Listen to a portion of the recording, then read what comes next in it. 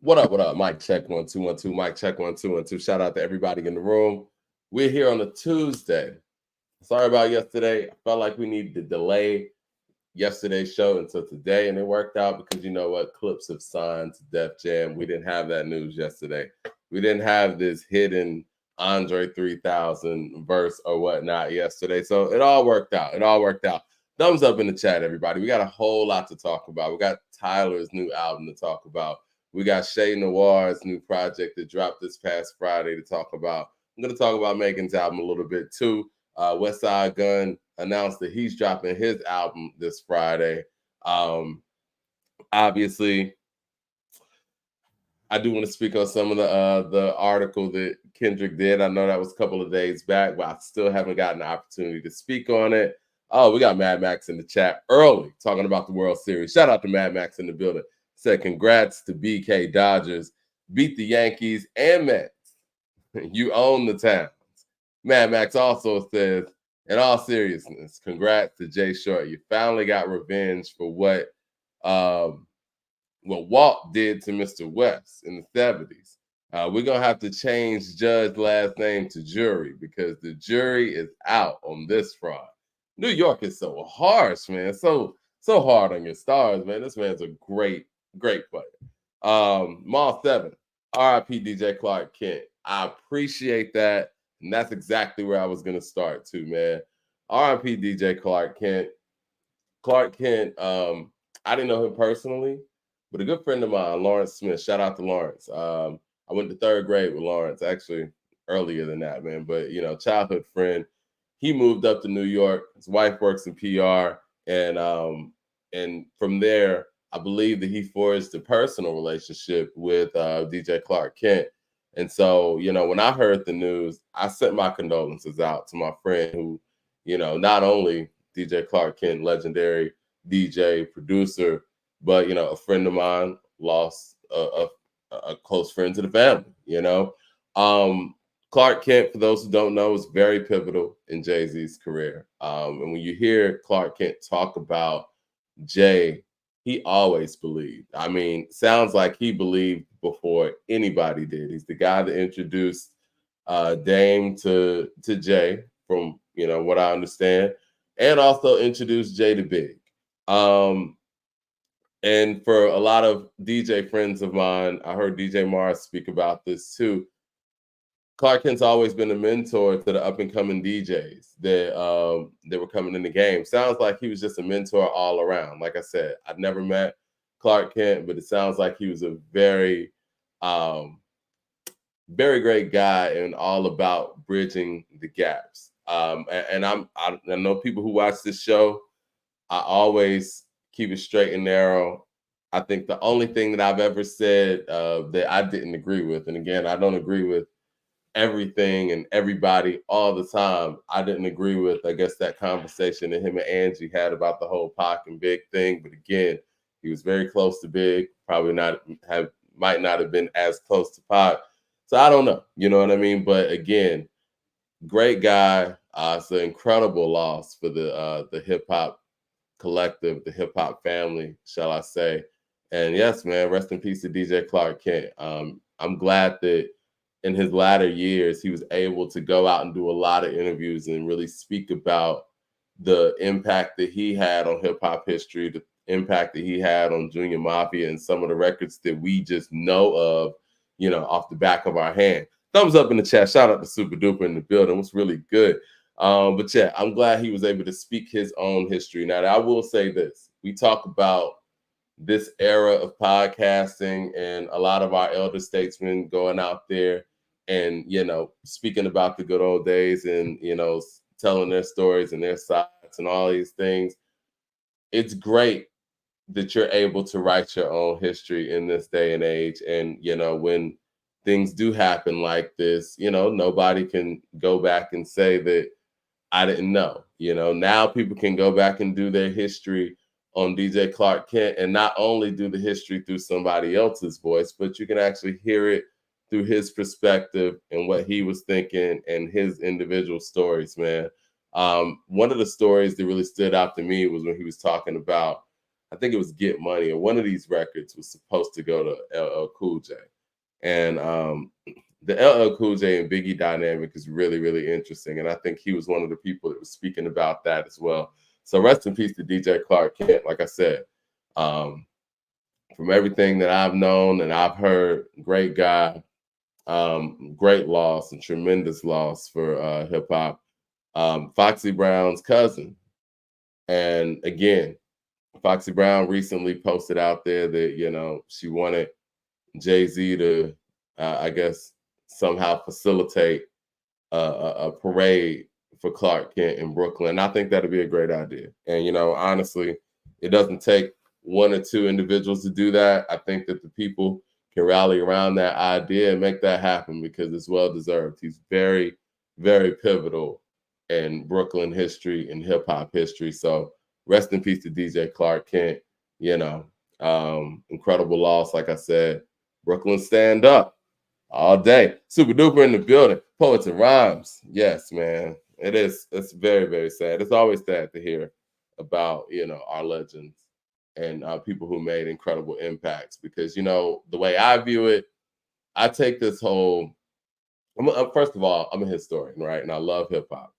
And I think that along this journalistic journey, I've somehow become a bit of a hip hop historian. And the way I see it, when we're talking about music or we're talking about culture, when somebody who's that pivotal with those many stories and who have, put together so many building blocks, when they pass, there's a piece of history that passes with them, And like I said, I think it's great that he's been able to, tell his story in recent years and, so people can see firsthand how impactful he was. And he's not just, somebody that you've seen on the credits or somebody that you heard DJing here and there. So long live DJ Clark Kent.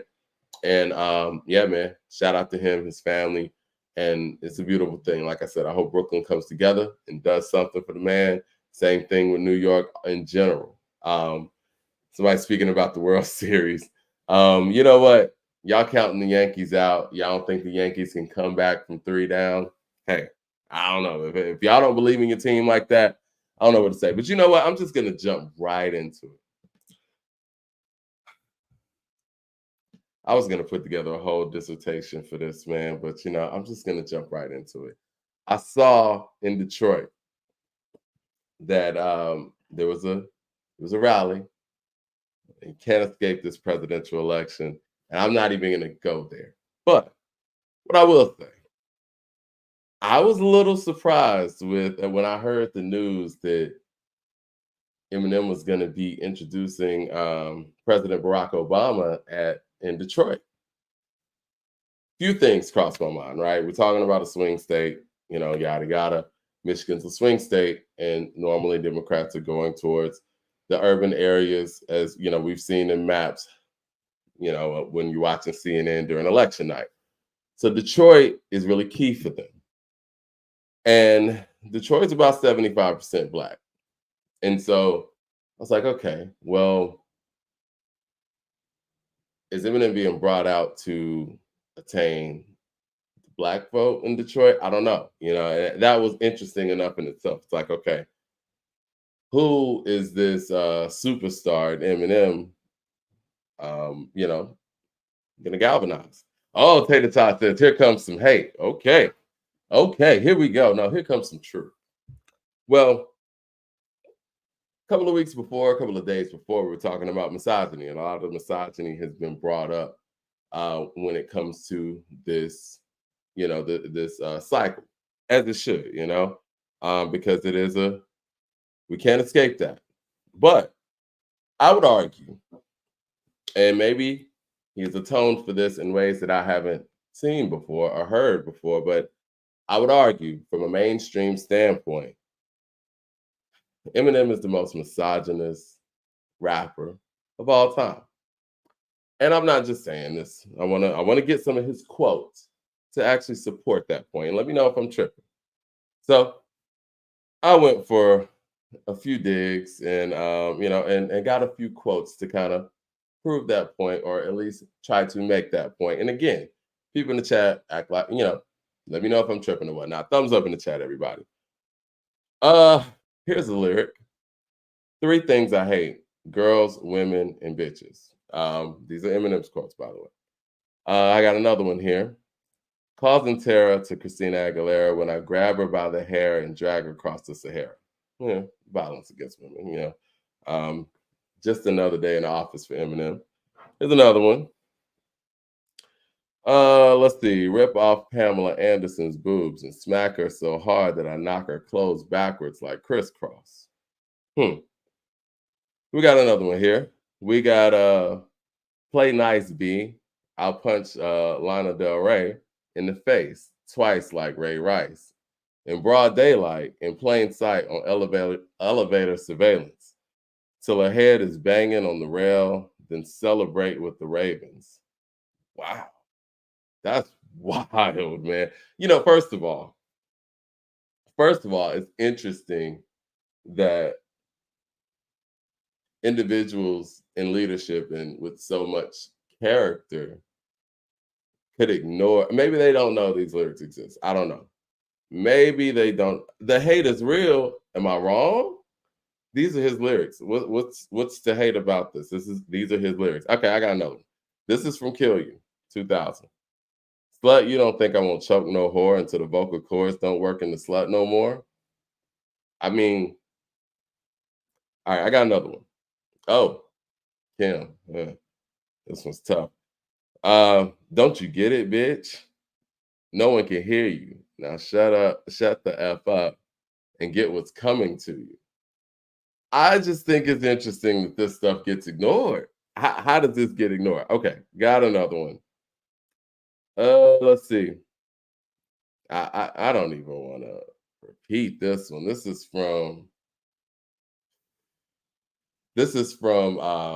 the Compton album where he said, I even make the bitches I rape come. Come on, man. Like, how could anybody stand next to a rapper that says any of this? Yeah, what are we doing? Yeah, London, what are we doing exactly? And why doesn't this actually get addressed? Because you know what? At the end of the day, if Jay-Z says some of these things, he would never live it down. He can't even live down the song Big Pimpin'. You think Jay-Z would get away with rapping these type of lyrics? Like, come on, man. Like, let's be serious here. And the fact that you guys or some of the people in the room feel like I'm tripping for even highlighting this, no, you're tripping for trying to get past this. Like, okay, we're supposed to ignore this. Why? Why are we supposed to ignore this? And everyone's talking about misogyny as they should because it's a thing. But this is clearly the most misogynist rapper the mainstream has ever seen. You talk about violence against women. I got more. I got more. It says, I go schizo. I get so insane that I just go schizo. 1 minute I want to slit your throat. The next I want sex. Jamal 7 says, get Eminem the F out of here. All right, here's another one. It says, which would explain why you're such a no, this is it. I'm sorry, I didn't start at the beginning of the quote. It says, they say that every man grows up to marry his own mother, which explains why you're such a mother effer B. But I still stay and I still stick it out, even though I hit you today. But you deserve it. Hit me first and provoke me to choke you. What? What's my point? My point is the fact that this gets ignored. And this is hypocrisy at its finest. And if you don't see the hypocrisy in this, you really think that if Jay-Z, Nas, or somebody like that would have spelt these lyrics or spit these lyrics, that they would just put them on platforms next to presidents to actually speak on this. Come on, man. We got another one. And I'll stop because clearly you guys don't want to hear this part of the truth. That's how we're gonna start this show. It says, now I don't want to hit no woman, but oh, here it is. Oh, this one's tough. It says, now I don't want to hit no woman, but this chick's got it coming. Someone better get this B before I kick her in the stomach, and she's pregnant, but she's egging me on, begging me to throw her off the steps of this porch with the weapon is for, or the weapon is forced. When my weapon is forced, excuse me. and I don't want to resort to violence or any sort. Though she's shoving me. What's she shoving me for? B, doesn't she love me no more? Wasn't she hugging me 4 minutes ago at the door? Man, I'm so close. I'm to going toe to toe with this whore. Come on, man. Listen, man. If you guys want to excuse that, that's fine. Again, my point is, I think that if we're gonna talk about misogyny in this race, which is a valid point, I think that it should be noted that Eminem is the most misogynist rapper of all time, and I wish that he would at least go out there and acknowledge those wrongs and then move forward with it. But the fact that we just sweep these things under the rug, I think is just unfair to the culture altogether. Now, maybe I'm tripping. Siobhan, you in the building? Yes, sir. Oh, we got Magneto in the building. That is so cool, man. You know what? It's Magnegro. Magnegro. There we go. That's what I'm talking about. Thumbs up in the chat. Happy Halloween to everybody out there. Yes, yes, yes.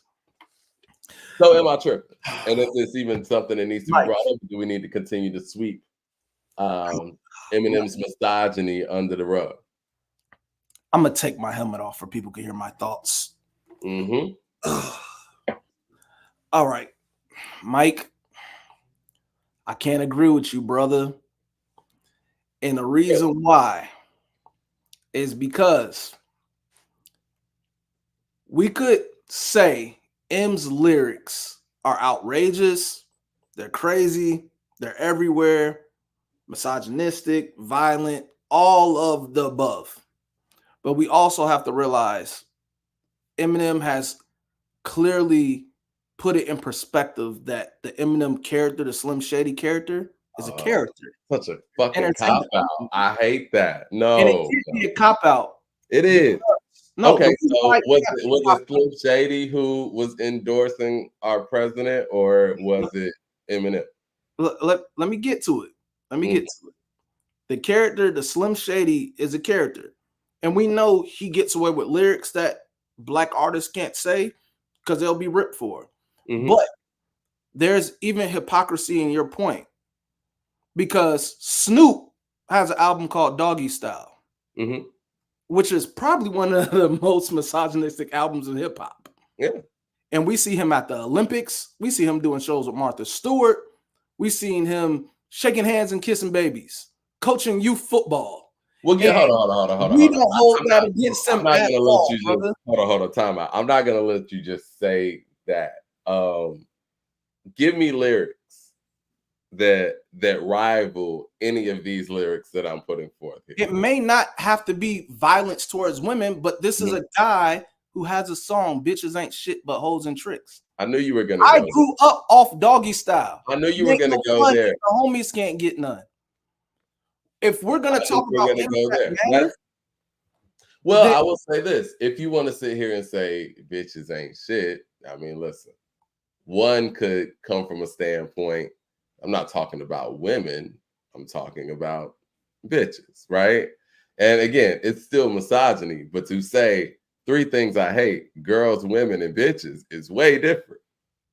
Mike, that covers the whole spectrum. We can cover a whole slew of rappers from then until now that has misogynistic lyrics that are against women. Hip hop has been accused of being misogynistic. That's not me being an apologist for it, but if you're going to use that as your point against M, that applies to damn near any rapper that are doing things that have grown outside of music. Right? Well, I think the thing that makes him different than let's just say a Snoop. Snoop has lyrics about, you know what I'm saying, going toe to toe with dudes, right? And this guy repeatedly has had lyrics about just really basically knuckling up with women.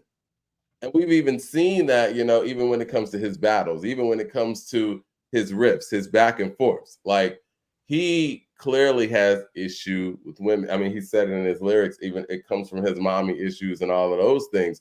He clearly has a violent issue when it comes to women. He doesn't have any love songs in his catalog. At least Snoop has Beautiful. At least Snoop has songs like Perfect. You know what I mean? Like, so you provide that level of balance, like when we talk about with Tupac, right? there is some, yes, there's some misogyny there, but there's also a keep your head up. There's also a level of balance where it's like, okay, yeah, I've felt this way before, but this is another side of it. With him, it's just all one way. So He doesn't like women. Mike, you want to know what the correlation? I hate to do this because I love these guys, but Dre has been on camera punching a woman in the face, and he's performing at the Super Bowl. Well, I'll give you Dre. I think the common denominator. I'm gonna be honest with you. The common denominator actually is Dre. But there's a Doggy style. He came from NWA. He came from NWA. Exactly. Common denominator. They had misogynistic lyrics, not only talked about women, but talked about violence against women as well. I agree. Again, common denominator is Dre. I'm with you on that. And Easy was in the White House.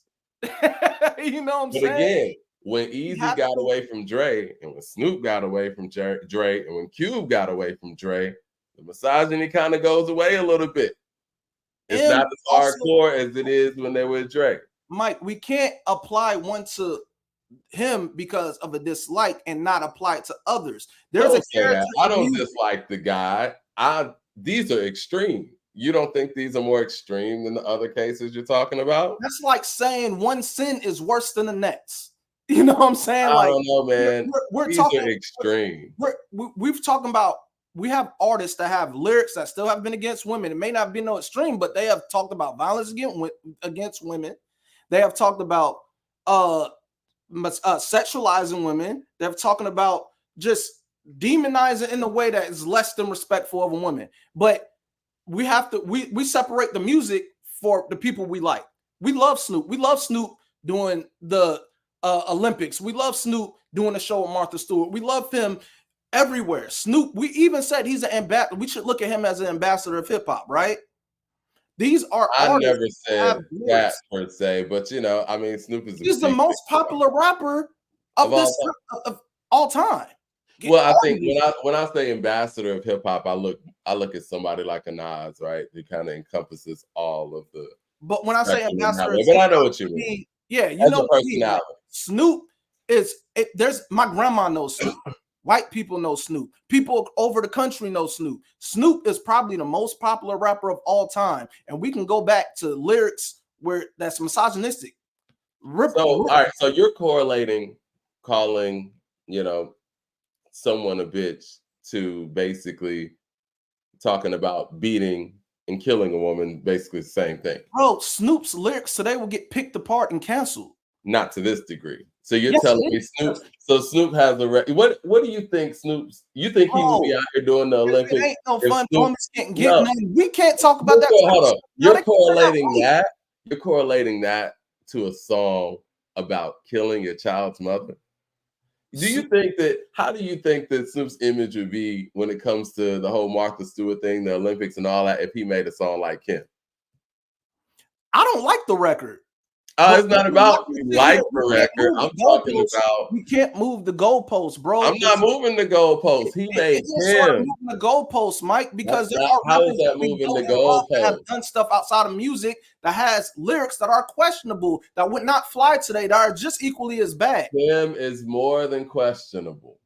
I get it. It's a crazy record. I've never liked it. But if we go down the slew of rappers that have done things that disrespected women, said about women, or even physically have done things against women, because a lot of stuff get ripped under the rug when we start looking at cases that people got, allegations that people have, and everything. We'll be going down a rabbit hole of these artists that we love when we look to a certain, and there's certain ways outside of the music. One thing I could say that correlates with him, he's always involved himself with speaking out against something political he doesn't like. Let's talk about Square Dance on the Eminem show. He called out Bush. He's no friend of Bush.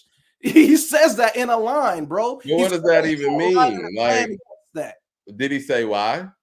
Yes, he has a whole verse dedicated to on Square Dance when he's talking about what's going on, or white America when he's talking about this. It's stuff that he talks about on the Eminem show where it's multiple times he denounced himself against Bush. You got bars? Because I got bars here. Slut, you think I won't choke no whore to the vocal cord? Hey, man, we can go back to that, but the fact of the matter is Eminem drew a line in the sand of what he doesn't align himself about. There's a character, but he aligns himself. So I don't honestly, man, I don't care what he aligns himself with if he aligns himself with killing his child's mother. I'm sorry. You know what I'm saying? Like, but what I'm saying is, Mike, you're pushing a point that could be used to any other rapper that does stuff outside of music that has questionable bars that can't be accepted today, that has been against women, bro. We can't. Let's see what Jermaine. My bad. I mean to cut you off. Let me get to the super chat. Jermaine Johnson says, unfortunately, the precedent has changed. Anyone that's voting for Trump while simultaneously pretending to be outraged by M's lyric is full of ish. No one said anything like that. I'm just saying that I think that when we talk about code of conduct and we talk about, like I said, double standards, right?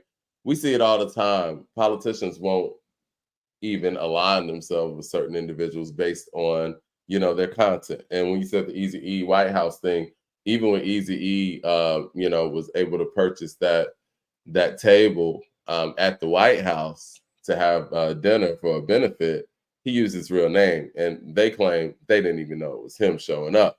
You know, he paid for a ticket just like anybody else.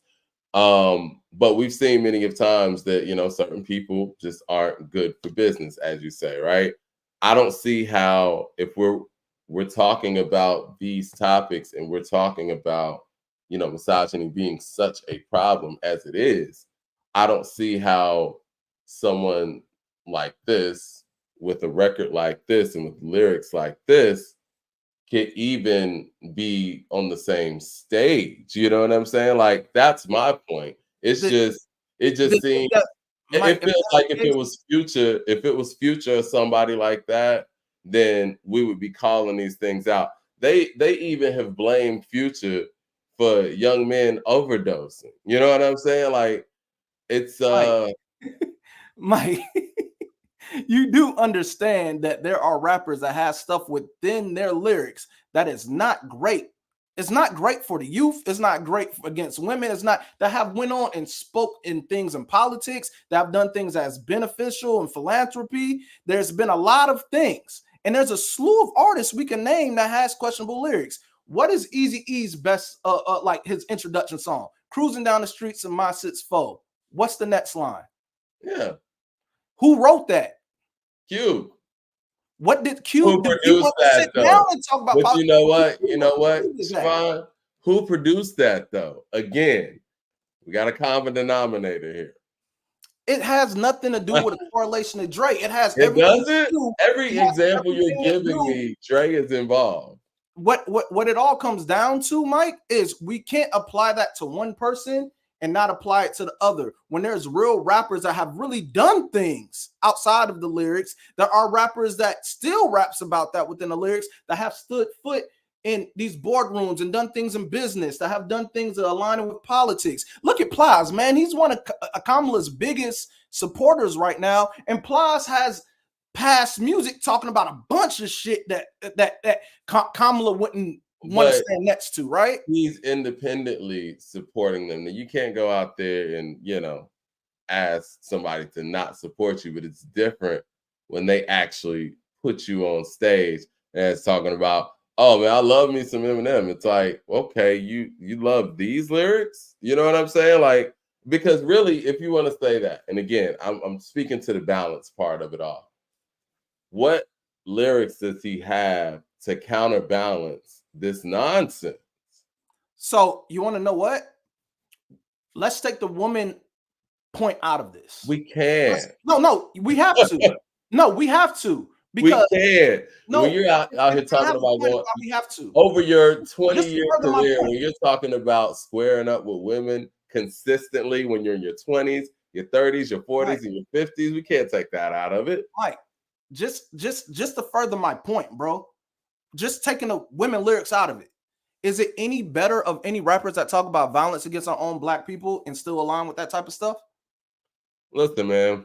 I'm serious. No. You have rappers that talk about killing each other, that's talking about doing stuff to others, all that. Why would any politician such as Kamala want to line their way up to that? Plus has a slew of violence that's talking about robbing and jacking and running down on niggas, and he's one of the most outspoken on that. And we could separate the character from that. Why can Well, we do listen, that? hold on. I want to be 100 here.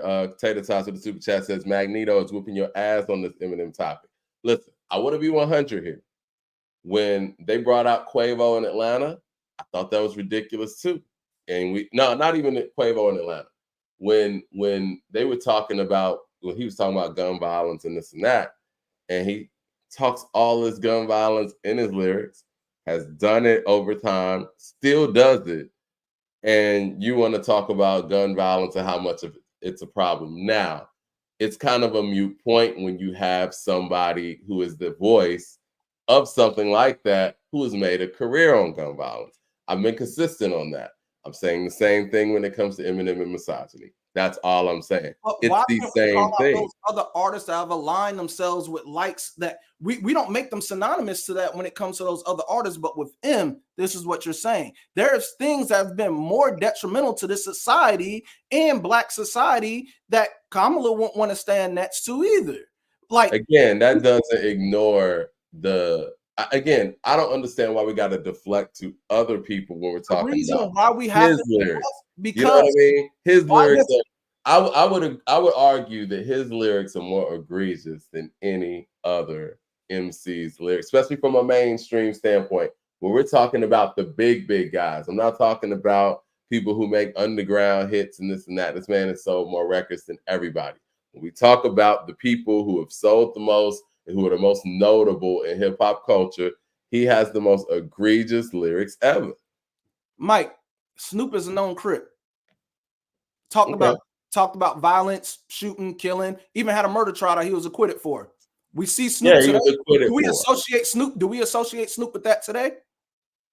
No, because you know what? Snoop has changed his image. And I think that honestly, when we think about, and we've said this on previous shows too, when folks talk about, he ain't gonna make another Doggy Style, he got one classic, yada yada, I think Snoop took a hit musically to get out of the gangster shit. You know what I'm saying? To make something that was more than that and to grow.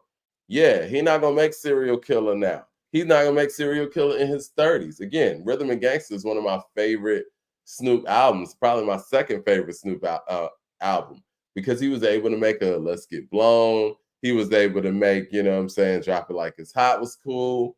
Even though he had some, gangster shit in there, here and there, but he had, Perfect on there. He was changing as an artist. This artist has never done that. This artist has the same shock and awe lyrics that he had since day one, and then hides it behind some Slim Shady character or some bullshit. But it's you. So one thing I want to say to you as well, Mike. All right, so say we want to apply that to M. So let's talk about the things that kind of offsets that a little bit. Let's talk about M has 3 daughters, one adopted, the other one is gender fluid, right? He has anti-gay lyrics in his stuff and all of that stuff, but he has a daughter who he supports openly, has a song on his last album that's dedicated to that, has always dedicated stuff talking about his daughters, talking about that. The Eminem we know today is not the Eminems that's in those lyrics, bro. We've seen him legitimize himself. We've seen him. He's always double talk though, because even when he had songs dedicated to his daughter, he was still talking down on women on those same albums. So it's I don't know, man. It doesn't line up. I mean, he obviously has some internal conflict there, and really, I mean, he doesn't like women. Let's just keep it real. So if we're gonna hold him to that same standard, we gotta hold every other artist that aligns himself to something positive to that standard. We have Durk that was giving that's fine. If you got lyrics like these, I mean, that's fine. I mean, we have to separate the art from the person, bro. We do. And we seriously do. Because what's artistic about kicking a pregnant woman in the stomach and throwing it out? We have to separate the art. It doesn't matter if you think the art is bad. We cannot agree. Art is left up for our interpretation. Well, it's not even bad. It's distasteful, and it's. I mean, at what point do we say, you know what, that's just out of hand? And the reason we have to separate the art from it is because we could literally apply this to any other rapper in hip hop that has said things that is not favorable against women, violence. All of that goes in the bucket of being bad shit. But if you use the same point, we have to use that to a lot of other rappers, bro. I'm cool. And I'm just saying be consistent, man, because my thing is we never use that point with him ever. We always talk about hip hop being misogynistic, but we always show the same rappers. They never talk about him and his misogyny. It's the truth. Like when we have that conversation, they show the video vixens, somebody slapping ass and this and that, but they never sit there and talk about these lyrics and these things that have been said by this rapper. Let me stop a whole different thing. He gets paraded like he didn't say any of this stuff. Like Lose Yourself's his only record or something. Like that's the only record he got. Here's the thing. Black people wasn't doing that to him. Eminem was getting picket signs, people out there with a CD stepping on them. They try to censor him. Let's not forget the controversy behind them trying to stop him early. I lived in that era. I worked in radio era after that. Banning his CDs. You know what I've learned, Siobhan? That's Interscope marketing. That stuff wasn't real. That was marketing, then the protesting and all that outrage they was doing. That was doing the pockets. That was marketing. You know what I'm saying? Because when you talk about that era and those quote unquote protests, it all happened to be Interscope artists. That was marketing. That stuff was a ploy. This whole quote unquote video getting banned and all that stuff. No, that's marketing. That's just a dog and pony show. It's not the truth. But again, it makes for a good story. NWA. Those same things happen to NWA. Yeah, common denominator, right? Those same things happen to Pac. What's the common denominator? Bro, Dolores Tucker was out there leading a charge against Pac. That had nothing to do with them conspiring for record sales on that. I think no. I think that you can start something and then other things will come in and start. It's a snowball effect. Like, Michael Jackson's my guy, my favorite artist ever. He started calling paparazzi and all of this stuff on himself. And that's what kind of gotten that whole ball rolling where it became organic. You can get those things started. You know what I'm saying? And then other people will chime in. And it's like, okay, well, yeah, I'm going to stand for this. I'm going to stand for this. Yeah. Mike, I'm serious. Like, that's what it is. And again, you show me hip hop is a wide spectrum, right? You have everybody out here talking all kind of reckless stuff. It just happened to be all the Interscope artists that get these protests and people crushing tapes in the streets. Come on, man. Conspiracy with that. They really let charges of these people down. They really did. And all of these people you're talking about, Siobhan, they sold more records than everybody. Because they make good music, bro. No, what are you talking about? Because they have great marketing as well. These people who the protests were on ended up selling more records than everybody. Mike, that sounds ridiculous, brother. I know it sounds ridiculous, but it's the truth. It's the truth. I agree to disagree with you on that. It's a show. It's a show. What were we gonna hit on next, man? It was that's what I want to talk to you about, man. Did you hear this 3000 song? I mean, you sent me a link saying that it was a hidden verse. Look, they said it was like when I picked it up. The note that it was live, I seen that it was like a 26 minute song and it had a hidden verse. So I was fast forwarding through it. And when I got to it, the shit was like distorted or something. It was inaudible. Like you couldn't make out what he was saying. I'm like, I'm really off 3000 right now, bro. And it's like, are you going to rap or you're not? Okay, you're not. Then stop teasing, stop playing with us about it, bro. Like, cause right now, it's coming across as being like disrespectful to what we want from you, what the fans want from you, what the people want from you. You feel me? And it's just like, if you don't want to take it serious, that's cool. If you don't want to rap no more, cool. You left us with a body of work where I could appreciate what you did as a group. But like this stuff that you're doing, bro, it's like, it makes me wonder, like, what are you doing? It makes me question, like, what's the purpose behind this? What's the reason? Why are you doing this? It's going to get, what you were doing with doing that. And it got people riled up because they want to go hear the hidden verse. They want to see what is that. And it's like, oh, you're disappointing the people, and it's just like, I'm off 3000, man. If you want to be peaceful and you want to play your flute, be peaceful and play your flute, man. But stop building up that anticipation for these fans and letting them down, man. I love 3000. I love Outkast. I love the Dungeon family.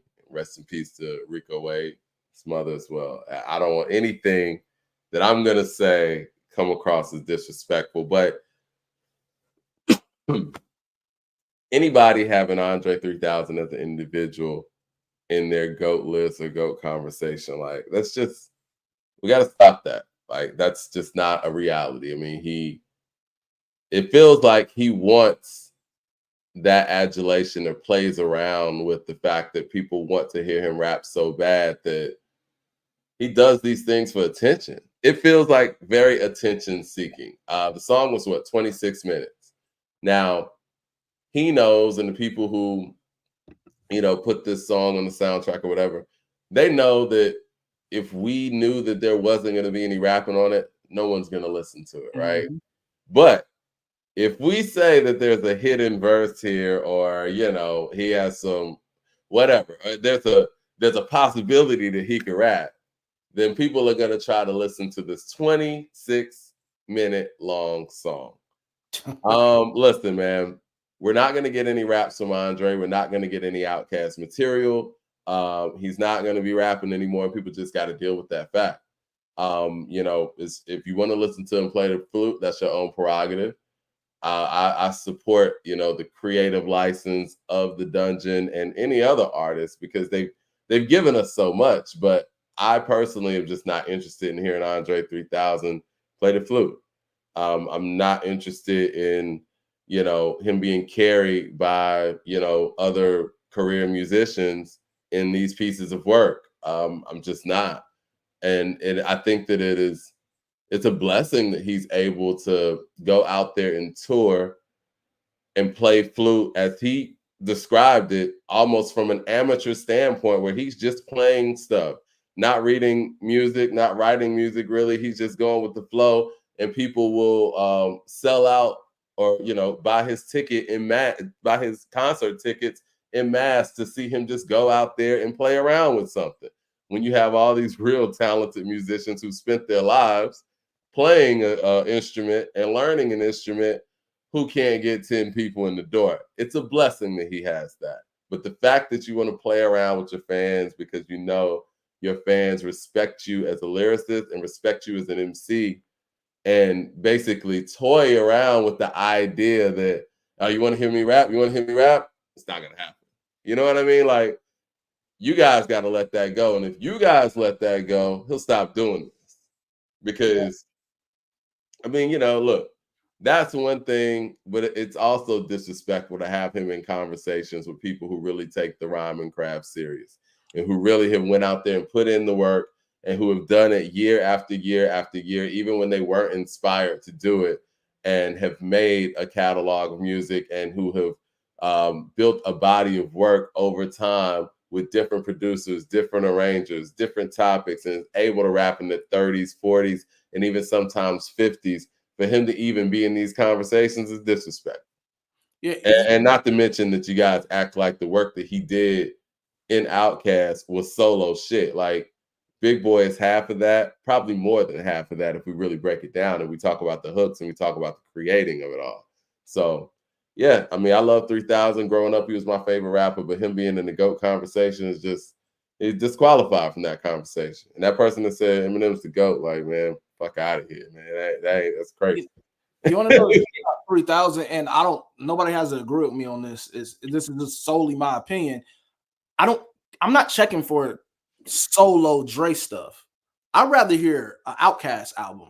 Yeah. Why would you check for a solo Dre joint? Because the anticipation has never been there for me. Yeah, like what would you have to go on to say, yo, I want to hear an Andre solo album? Like, and that's not shitting on his guest verses. He has some dope guest verses, but it hasn't been enough to where I want to be like, I want a solo Andre record. I can't say that has been a thought of mine. I'd rather hear what a new Outkast album would sound like. I want to hear how you guys would be linking up together and being creative and pushing the envelope again. But I never was one of those people that said, I want a solo Dre album.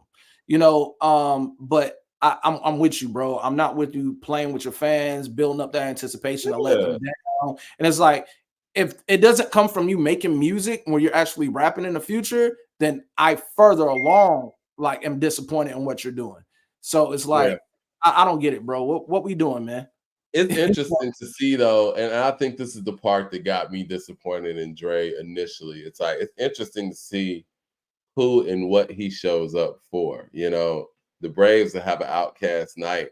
And you know, shout out to Big Boy for holding down the team and actually going out there when these things happen. But he doesn't show up for it. Like I don't even know if he really appreciates the level of love that he receives from not just this city and now hip hop. Like the city's always shown Dre that kind of love, man. And I mean, never seen him really talk about the mural, posted up at the mural. You see Big Boy, Sleepy Brown, and all of the dungeon posted up at the mural that's over on 5 Points all the time. Beautiful mural.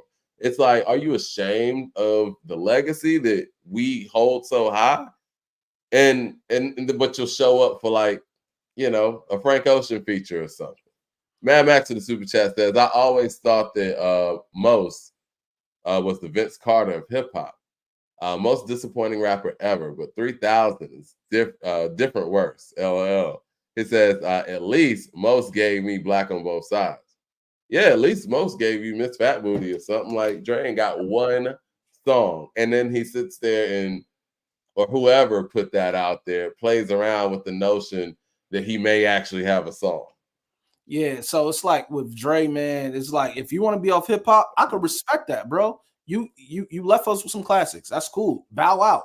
But just stop breadcrumbing us, bro. Stop doing that. You know, it's kind of disrespectful to the fans that are anticipating you. I'm not one of them, but if your fans that's anticipating you, man, you've earned your right to be called a legend, but a legend with Outkast. I don't look at you like that as a solo artist, bro, because you haven't given me that body of work. And that's not going or shitting on Andre or whatever. It's just facts of the matter. You haven't left me with enough as a solo artist for me to anticipate solo music. But you know, not even enough. You don't have anything outside of the Outkast stuff. I mean, Love Below is not a rap album. Correct. He has 3 verses on there. 1 verse on Spread, 1 verse on Happy Valentine's Day, and 1 long verse on the last song. So it's not a rap album. And we're talking about 3 verses, even though that last verse was, minutes and minutes long. He's talking about his life from beginning to end. But it's 2024. We're about to be in 2025. And we haven't heard an Outkast album since 2000. We're going 25 years in without getting a Big Boy and Andre album. And you still got fans out here who are holding out on hope, thinking that's actually going to happen. Yeah. You have a 30-year career, 30-plus year career. Well, no, it's 30 now because 94 to 2024. 30-year career where you don't have one song where it's 3 rap verses and a hook. And we want to be a solo individual. Like, you're not even in that conversation. And it's just like, for me, it's telling when you haven't made music for that long and people are still anticipating. That's great. There's a lot of artists that wish they could have that flair. Exactly. Have that same privilege. It's a blessing. It's a lot. It means that there are people still checking. But like I said, man, either you're going to give it to us or you're not. If not, cool, but stop breadcrumbing the fans. Stop doing this to the fans. And like I said, bro, like if you feel like you have nothing to contribute to hip hop no more, I'm not even mad at you, bro. Go do your thing. But stop doing this to your fans. That's all. Again, I think that it's one of those, like Drake said, it's kind of one of those privileged rappers thing, right? I don't think he appreciates how blessed, they are, or he is specifically as an individual MC. Like, you're living off of what you did when you were 19 to 25, essentially. Let's just say 28. We'll count Love Below. You're able to sustain your life and live the rest of your life based on the work that you put in from 18 to 28. That is a blessing. That's nothing to sit there and play around with and troll the fans for. And the fact that, like you said, fans are still checking for you based on what you did 20-something years ago when you were in your teens and 20s, that's awesome, man. That's something to celebrate as opposed to sit here and run from or troll about. Yes, facts, man. So if y'all haven't checked it out, check it out if you want to. It's not a hidden verse that you can make out. You'll be disappointed, but go check it out, man. Let's talk about another duo, man. What do you think about Clipse signing the Def Jam? Is this a big move?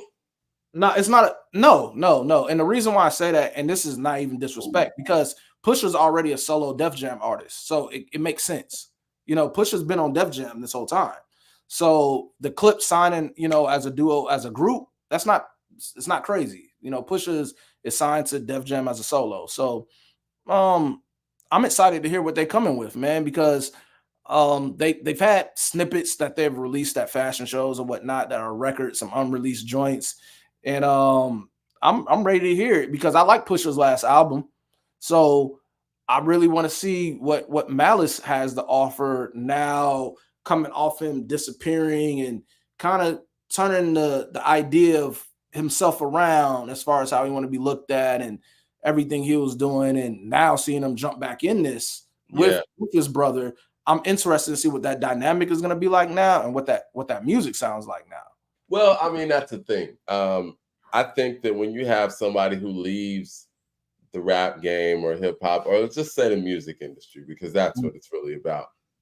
When you have somebody that leaves the music industry for those reasons, those religious reasons and those reasons of morality, it's interesting to see them jump back in, and I guess to see how they're going to jump back in. Now, they were able to make the record that was on Pusha T's last album, I Pray For You.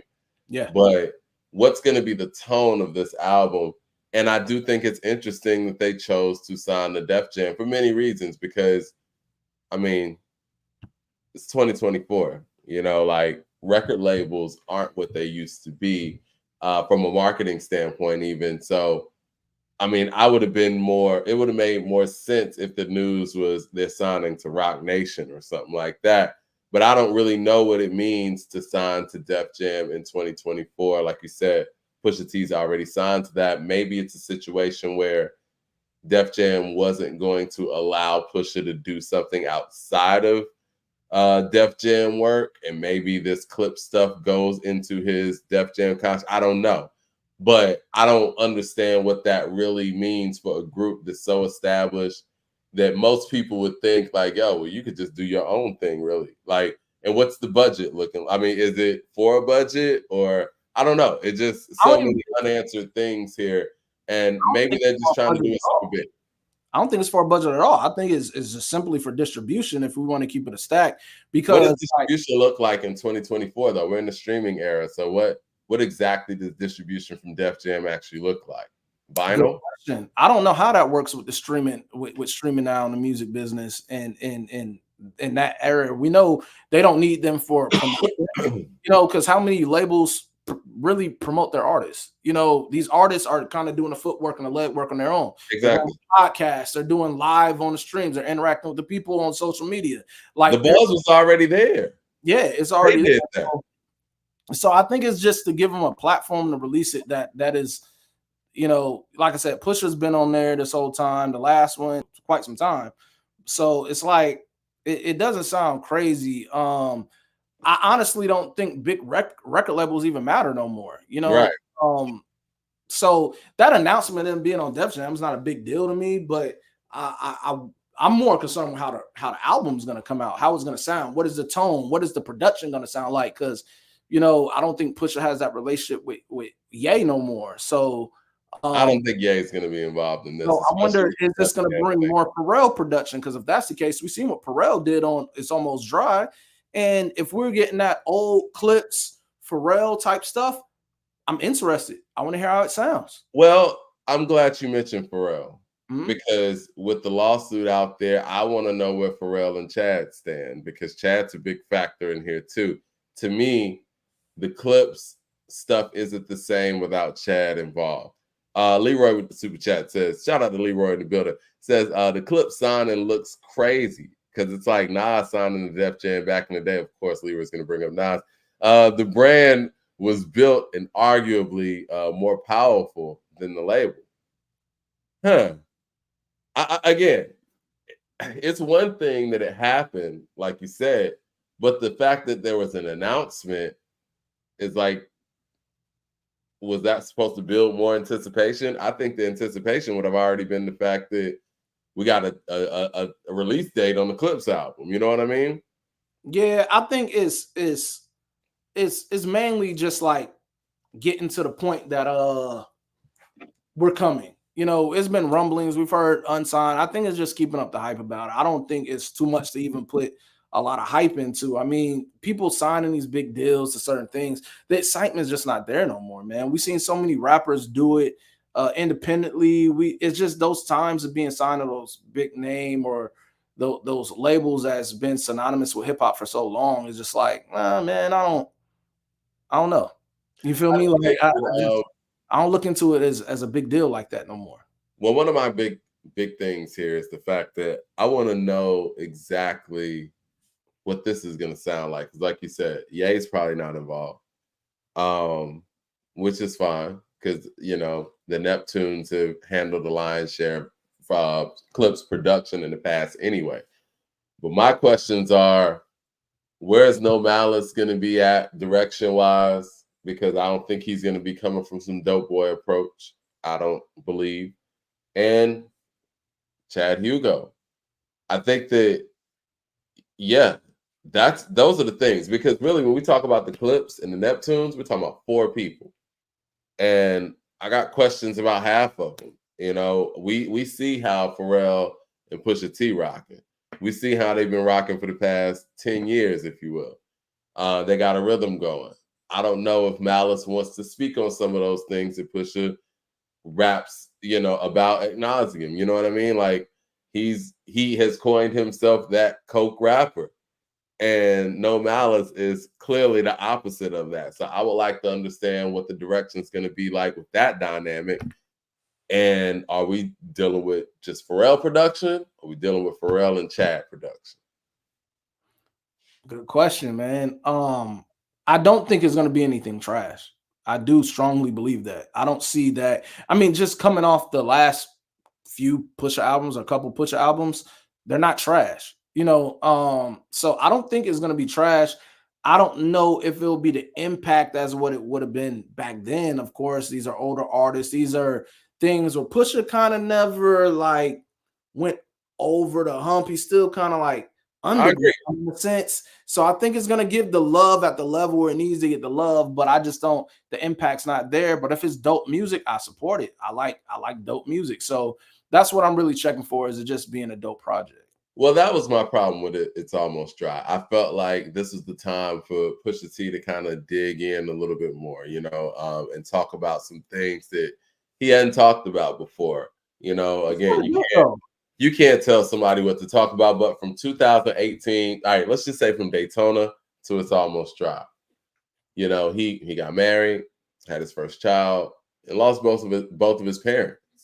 And, you know, again, I'm not expecting anybody to speak like it's a therapy session or anything, but you've had life-altering, you know, situations happen since your last album. And I thought we were going to get some of those things because from our greatest artists, we normally do.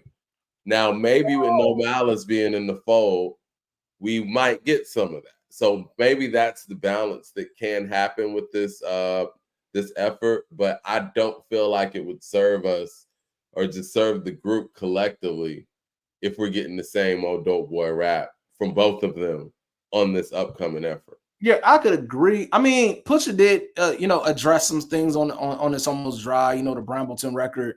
Brambleton's a highlight because of that. Yeah, you know. Yeah, there's a few things he did address and then speak on that. You know, there's coke raps. That's Pusha T. He's the poster boy of coke raps. But there are some personal things he did address that, you know, people associated with, you know, that stuff back then, you know, talked about in Vlad interviews or whatever. He kind of got at it. So, you know, it was a little bit there. So, yeah, maybe if we do get a little bit more introspective with the stuff with Malice, I would love to see it because, yeah, I mean, when we think Pusha, we think coke rap. So I do want to see finally we get something with a little bit more subject matter. And I mean, I don't know how it's gonna look, but I'm looking forward to it. I'll check for it. I'm looking forward to Clipse. You think Tyler drop album of the year? Great album. Hey man, listen, I want to talk about this, man, because I was saying this even before the album dropped. I was like, man, we don't talk enough about the run that Tyler's on. I Like agree. from Flower Boy to Igor, which is my personal favorite of the four, to Call Me If You Get Lost. This one, it's yo, this dude knows how to make music, and he knows how to arrange. Like this sounds like an album. Like when we talk about people putting together albums, full projects, transitions, skits, putting people in the right places. Like even when I heard the record with Glorilla, Wayne, and Sexy Red, I'm like, this is so smart. Like this is like he's putting everything in the right places. And I mean, again, I think this is a great transition from the Neptunes because you clearly hear the Neptune influence, mostly nerd, I would say. And he's able to fuse all of these things together.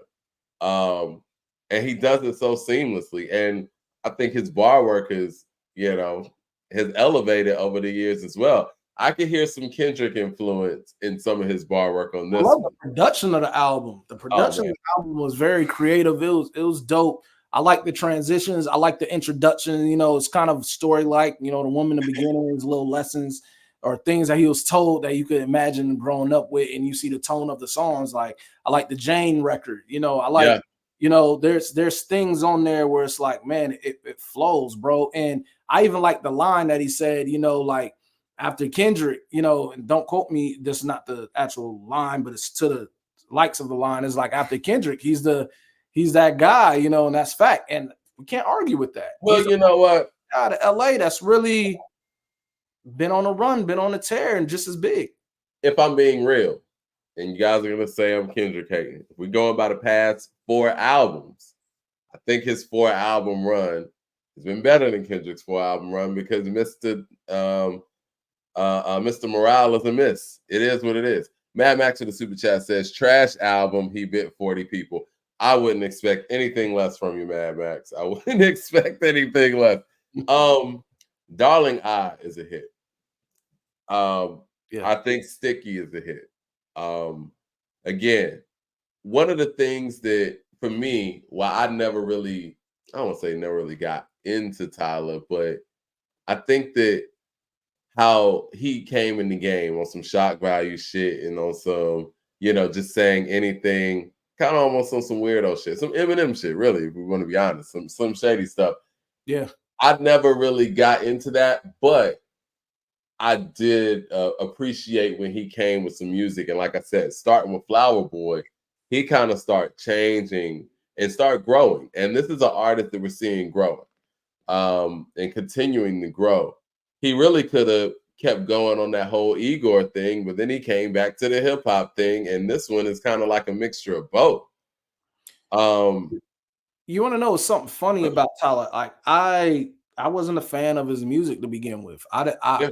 I like the character of Tyler, the Loiter Squad stuff, I like the Odd Future introduction into the game. I like that it was different. They were creative. They all had their own separate talents. But I never really got into his music. Then I started listening around like I guess 2 albums ago. Then it made me revisit some of the other stuff. And I'm like it or not, outside of the craziness of the character and things that he do to push the line, he's been creative with his albums, man. He's approached each album different, Yeah. and one He's of the not giving enough credit for that. yeah, man. And it's just like I have to respect that because he's been consistent. We know he can rap if he really want to, aside from some of the weird shit, Yeah. I think he has a way of really going into the studio and coming with a different way of approaching music. And I like to say that about even though he's not much of a rapper, in my opinion, but like it reminds me like Travis Scott. Travis Scott has a way It of does. albums that's sort of different from what the rest of the people are doing. It's Exactly. like the tones of the albums has been different and has been like just creative, man. I can't, not acknowledge that. It sounds like, and I'm glad you said that, because when I heard the album and I start thinking about this 4-album run, I'm thinking about Travis too, because their music sonically, this sounds like the future. This sounds like now. I'm more comfortable, and no disrespect to any of the efforts that came out this year, because I think we had some really good efforts that came out this year. I'm more comfortable calling something album of the year that I think sounds like what we're going to be doing for the next 2-3 years. You know what I'm saying? Like, sounds forward. And this right here is even from the intro, the beat change on there, like, yo, what is this? You want that feeling when you hear records. And from a production standpoint, you're right. Him and Travis give us that, and they give their fan base that.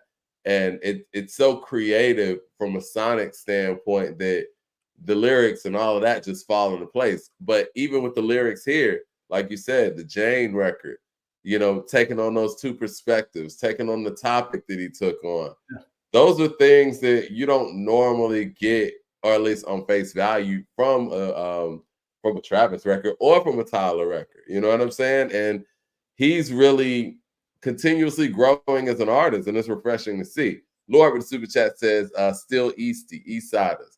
Shout out to them, man. Got to check that album out too. Yeah. Jermaine Johnson with the super chat says, sidebar from Lord Willin album, Malice left Earth on his I'm Not You verse. Yeah, he did. Left Earth. Fitting that he converted to Christianity. Fitting that he converted to Christianity shortly after. Right. Mad Max to the super chat says, LOL Mike, I'm serious. He copied Dot, Travis, Ye, Doe, Shy, etc. He started the album with some Mr. Morale alternative rap, then started whispering like Drake on Meltdown, which is 21 Savage's flow. Really dissect this man. You want to know what's kind of crazy? What if it surprises people that Tyler has a lot of hands in other people's work? Exactly. I was gonna say that too. Mad Max in the super chat says, random beat switches, that means nothing, has no purpose, just doing it on the whim, which is whack. There's no rhyme or reason for his methodology. It's just a guy trying to be weird just to be weird. I could see that from the antic standpoint, but musically I don't see that. And I agree with you, Siobhan. I think somebody musically as talented as a Tyler the Creator probably has his hands in a lot of things you guys don't know that he has his hands in. Pause. We've seen him actually work in the studio. We've seen him actually put stuff together in the studio. He's doing this stuff. And when you really hear him talk about the music, it actually comes from a place of him talking about the art of music. He doesn't really bullshit when it comes to those music talks. It's like, yeah, you actually could tell he has some effort when it's not about, BSing with it with the material, man. I mean, he may add some humor outside of it, within it, say some wild stuff. It's a character to it. Some of it's just crazy enough to where I'll be like, man, I ain't turn this off. But when he really gets to the albums and the amount of creativity and effort he puts into it, we can't say it's not there. He knows what he's doing. Like, from a creative standpoint, is really refreshing. Like you said, when you hear somebody talk about music, they know what they're talking about, and they know how to put things together. It was like when when they was doing the verses back in 2020. I think it was Dallas Austin and Jermaine Dupri. They did like a Instagram live where they were just talking about songs that they made. And Jermaine Dupri, great producer, great executive, and all of that. But a lot of his stuff was more collaborative, right? Whereas when Dallas was talking about the records that he made, it was you could tell he did that stuff. Like, you could tell he wrote this stuff, he arranged this stuff, he put this stuff together, he played on this stuff, because the stories were so detailed and it made so much sense. It all came together. And I get that from when Tyler talks about music. And you hear that with each and every product. I think he needs to get his flowers a little bit more in this era, because we start talking about big threes and this and that, but we can't overlook this 4-album run like it didn't matter in this era. And then on top of that, one last point I do have about Tyler.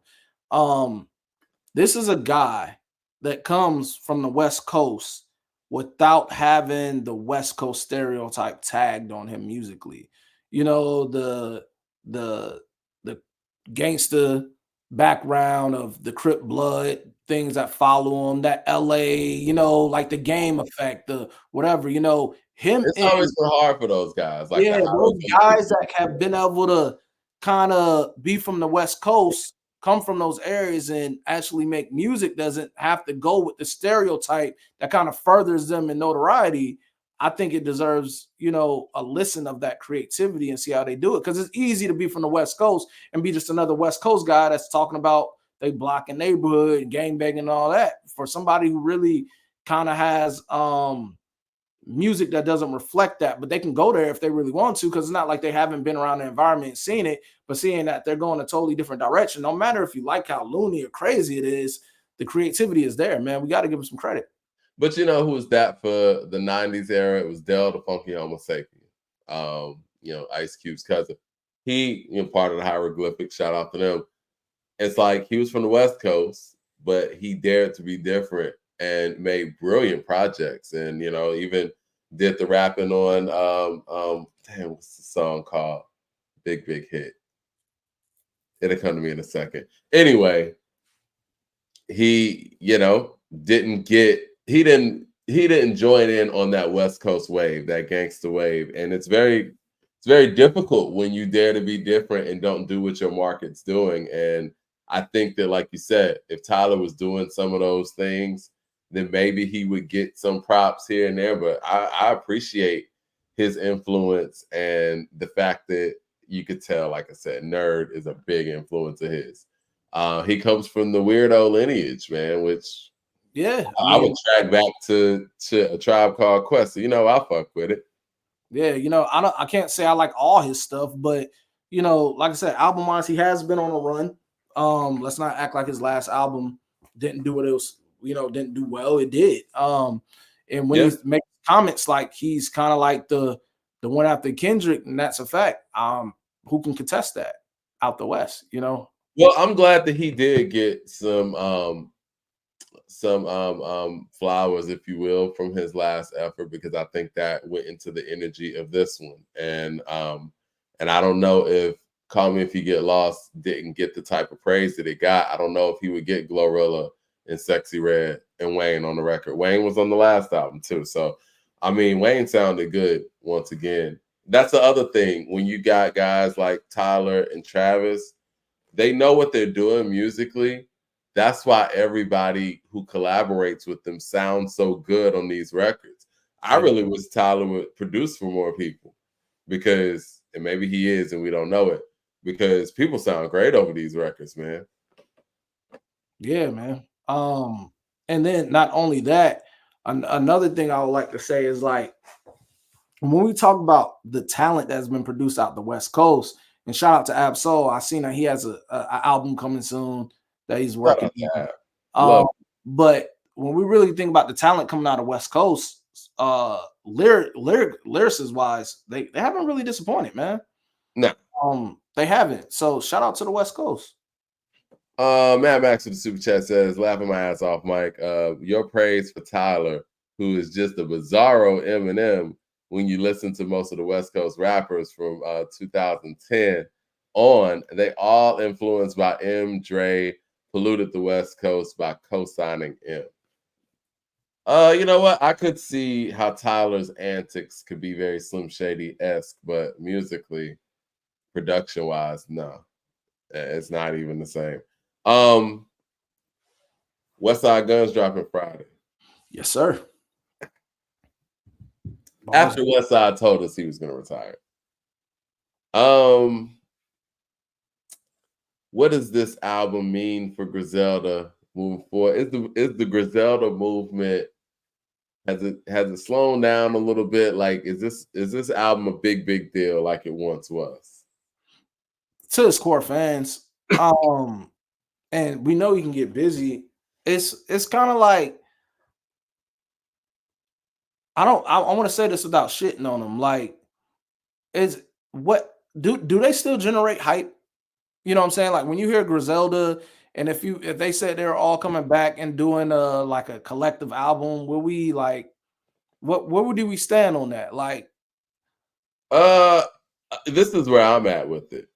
I think that 2020 was a huge year for Griselda, and I think that with Pray for Paris and Westside dropped 3 quality albums that one year, and Conway dropped From a King to a God, incredible album. I think they had the number 1 and 2 album of 2020. That was a huge breakthrough year for Griselda. Obviously, Westside with Supreme Blientele in what was that, 2018, that kind of set the tone for these things too. I can't, Plugs I Met came after that from Benny, kind of built up the hype for all of those things. Fast forward, I think what people were looking for in the upcoming years was growth, right? It was what's going to be the next stage and next era of this collective, sonically, subject matter wise. And again, I think that it's such a delicate balance, right? In this streaming era, yes, you got to feed the streets, you got to feed the base. But I think when you come so frequently, it's like you put yourself in a position, where it's very difficult to make drastic changes. I will give Conway credit. I think Conway went out there and tried to do a lot of different things musically and sonically and subject matter wise, but people wanted to hear him do a certain thing. Now, I think when you take longer breaks, it gives you that opportunity to do that, and you can kind of, I don't want to say eat off features, but kind of feed the street off of features and things like that, so people can kind of see your growth between albums. But I think that what got them hot, as far as being so consistent and so frequent and so on brand, is the same thing that has kind of gotten them fizzling out a little bit.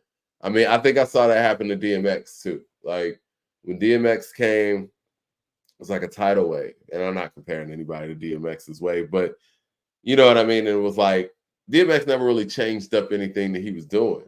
I think that people just were like, okay, well, we're on to the next thing now. And like Aretha Franklin always says, like, look, man, music's always changing, so I'm gonna change with it. And I don't think that they made a point to change for their hardcore fans, but I think they made an effort to want to get those new fans, which is understandable. We even do it in the podcast game. But I think that's where they're at right now. And I don't know what to even expect from this, because it's one of those things where it's like, if you get a drastic change, like I feel like Benny's tried to do, then it doesn't get the reception you want. But if you go out there and get the people what they want, it's like, okay, well, y'all doing the same thing. You know what I mean? I want to start some shit here. Is it not only a Griselda thing, or is it less excitement for New York hip hop right now? We'll see. All right, that's a convoluted question, because I feel like one of Griselda's biggest problems, in my personal opinion, is the fact that New York City didn't embrace them like they should have, because I do agree with that. From Buffalo. I do agree. And I think that with the real New York City support, the Griselda movement could have been bigger than it even was. I agree with that too. So I don't know if it's a New York thing per se, because New York City never really got behind them like they needed to. But who's the last artist that came out of New York City that they did get behind like that? That's a good question. Mad Max, you gotta let me know that one. I would say, I mean, we're not counting Cardi B and Ice Spice, are we? Because technically the answer is Ice Spice. I don't know about that. Pop Smoke, I could see that. Pop Smoke, you got to push 50 on Pop Smoke. If Pop Smoke, that's one of the people I would have loved to see what his career materialized into, but we were robbed of that. So when I'm looking at, he was the last person to really generate some heat out of New York, to me, in my opinion. You know, because Ice Spice, she's a flash. She's a part of the algorithm. She appears to the young demographic. She looks good. You know, there's certain factors in that drill stuff, you know. And yes, I agree though. Griselda did save New York hip hop. And unfortunately, New York City didn't get behind that. I think that what happened was you had Griselda and their movement inspire some of our favorite New York MCs from yesteryear, and they were able to piggyback off of that energy. But we didn't get, I don't feel like New York radio or whatever supported Griselda in the same way that they would have supported, let's just say, Mobb Deep in the 90s. Well, to just to say, just to throw like some bell to New York here, radio's not the same no more where a region could play what's in their region like that. iHeart kind of has like a global playlist. And so if I go to another state in another city, it's not like I could get into what they're listening to over there. All this stuff sounds alike. When I'm here in Jacksonville, Florida, I'll go across and I'll still hear that same music on their radio stations. You know, so it's not when like, I say radio, I mean clubs too, because I feel like maybe, I mean, again, I wasn't around New York in the 90s or whatever, and some people in the chat probably can attest to this. I'm sure like with the late night mix shows or whatever, you heard some records that weren't in like everyday rotation, but they were heavy in the clubs. You know what I'm saying? And so I feel like even from that standpoint, I think that some of those Griselda records could have gotten a lot more street love, if you will, in New York City. You know, and then another thing I would like to say too is, you know how I look at Griselda? I look at them as like what I look at them like what Slaughterhouse would have did if they kept going just for a little bit longer. That's how I look at Griselda. Without the known names of Joe, Joel, Crooked, and Royce, I look at Griselda as kind of pushing it a little further than what Slaughterhouse did in a sense. I feel like that was the makeup for Slaughterhouse stuff fell through, but we got Griselda. They're a little bit grittier. The Buffalo, I feel like they just kind of took it a little bit further than Slaughterhouse to an extent. Yeah. And there was a flash in the pan of, they're bringing lyrics back. It's hard, but it's like as a whole, New York used to kind of whatever was hot in New York was kind of what reflective on what was hot in the game, and that's not it anymore. Because the bulk of music that I hear coming from New York is kind of like these drill rappers, the drill beats and everything, and it's an interesting wave of what's going on there in New York. I'm not there, I don't know where it's at, but I'm saying from what I see, that's what's kind of pushing the culture in the young world of hip hop in New York. It's kind of like that drill culture, and I don't know if that's something that is still around or if it's dying, but I guess we're not seeing what's that new wave that New York has. And they've always been able to recreate the wheel and push out those artists and get behind them and have that one that just stands out, and it's the rep in New York. And I just haven't been seeing that, Well, historically, there's a few things that happen. New York was always the pace setter, right? We talk about the 80s and even the 90s. And I think what happened was in the 2000s, the South got hot and New York start playing Southern records, in rotation all the time. And you had 50 Cent come out, who was a hybrid of everything, right? 50 was New York, but he was also signed to the West Coast. And he also approached this thing with a Southern type of slang and a Southern drawl. And he embraced those things. So, and then you had, people like Jay-Z, who kind of was an adapter as well. So not to say that diluted that New York sound, but some of their biggest and brightest and most successful were adjusting, right? And then you had the Dipset movement that was all about adjusting, but they were super New York too. But what really changed things for me, and when I really started seeing that something was different, is when ASAP Mob came out, and I saw how Southern and Houston influenced they were. It was the first time I'd ever seen artists coming out of New York who were clearly inspired by something outside of New York. And but then it just continued. New York, they still had a New York thing to them to an extent. They did. But I'm saying this was the first time we're seeing people who were kind of shedding that. But you're right. They still had a New York vibe to them, but it just kept going on. And that's how we get to the drill movement, where, okay, now these drill rappers in New York, they kind of got what Chicago's doing, where it's like, New York was always leading the way, but now it's kind of like New York's being inspired by other places. And now here you got Griselda, who's bringing back those New York origins, but it's like, no, we on to something else. You know what I'm saying? And it's not being appreciated as much as many of us think that it should. Leroy with the super chat says, Mike, you my bro, but how we praise Nas and Hit Boy, but not Westside Gunn and Griselda? I'm praising him. Said that's crazy. Hitler Wears Hermans was probably the illest album run last decade. Listen, I think what Westside does is incredible, and what I would like to see on this new record is for him to double down on what he does. I think what Westside does is different than Conway and Benny. We don't look for him to be the MC on the album. He's kind of a curator in a Travis Scott type of way, right? We know that the collaborations are going to be crazy. So I'm just saying, I feel like, in my opinion, I think that Griselda should double down on what they're doing and let the rest of the game catch up and deal with the haters saying that, you know, whatever sounds the same, but keep quality at the top of mind, like you would say. Mad Max with the super chat says, LOL, what happened? What? Excuse me. He said, what happened? Let me take a drink real quick. What bad? Shit. All right, gotcha. What happened with Southern trap beats and 808s expelled boom bap New York City. New York City is great because of boom bap, and boom bap is the GOAT hip hop genre, but it's got stale, which led to New York doing other styles. What do you think about that? But I can't fully agree with that because hip hop exceeded. I mean, New York hip hop exceeded boom bap. 50 Cent wasn't boom bap.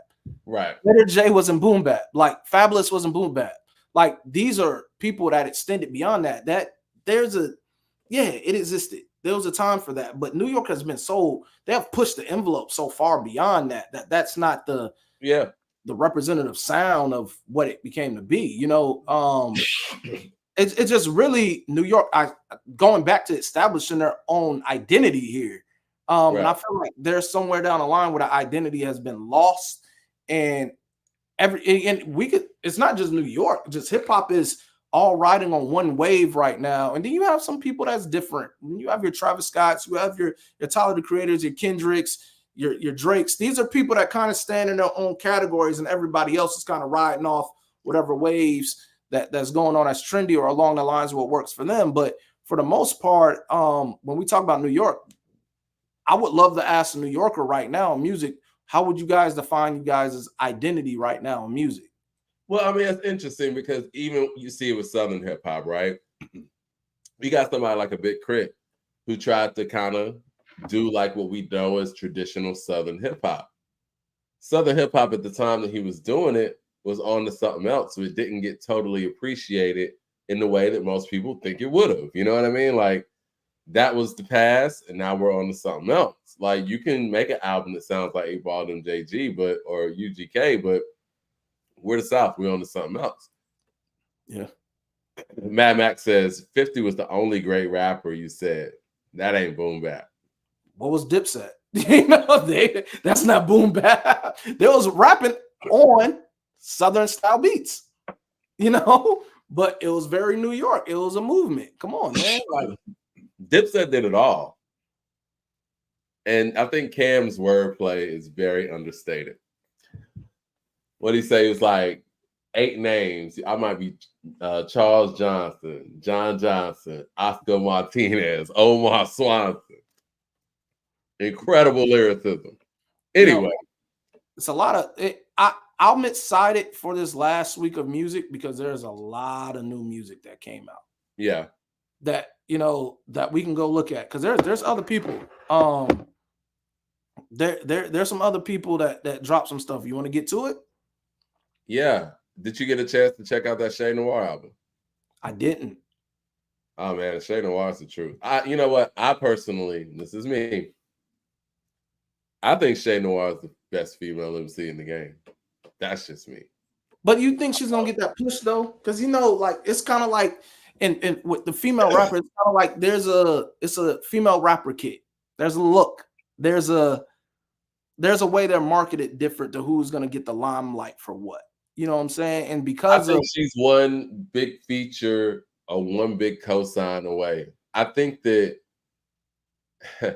I'm of the mindset that Queen Latifah is one of the most powerful people in hip hop that we don't talk about. I agree. I think that Shay Noir definitely needs Queen Latifah's cosign. I think that would do a lot. I just don't think in the world of what the common female rapper is that she's gonna stand out how she should for her rapping ability, because it's not about rapping ability when it comes to these female artists. But it should be. And I think that, again, that's why when we were having our episode about the BET Hip Hop Awards and them taking out the cipher, somebody like a Shay Noir would definitely benefit from the cipher. You know, being able to get on a stage like that or a platform like that and actually show her lyrical skills, and her ability to rhyme will have people go check for her work, and her work backs up what she can do on the mic. Like you said, those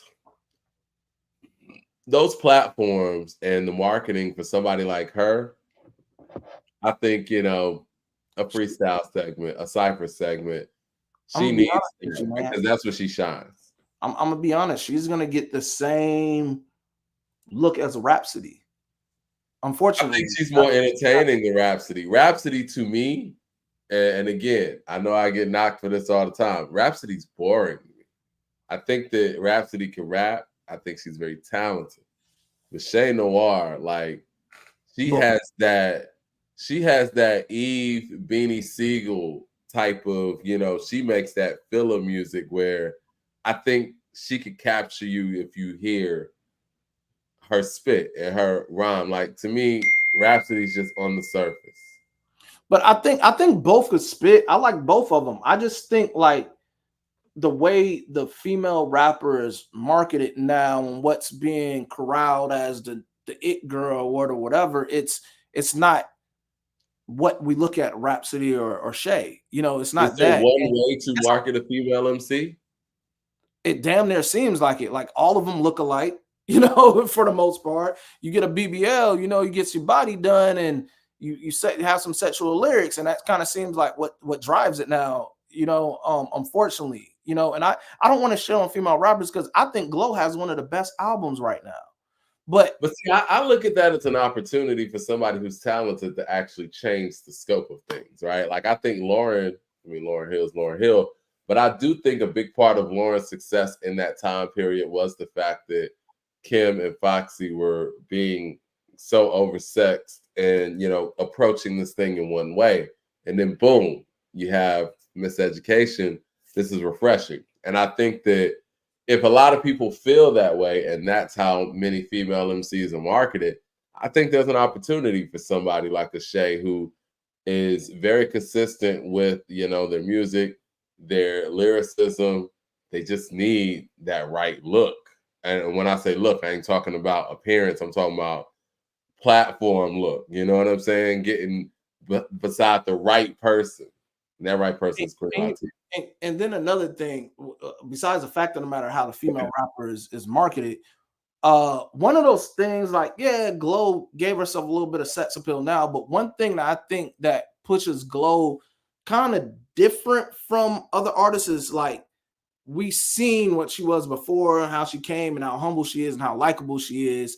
And I kind of feel like she's one of those people that I don't look at her as sexualizing her when I'm listening to her music. Like, her music is kind of like, it's dope. There's a lot of female rappers that have the look and don't have the bars. One thing I can say about Lil Kim and Foxy, even though it was sexual lyrics, they pushed the lines, they still make dope music.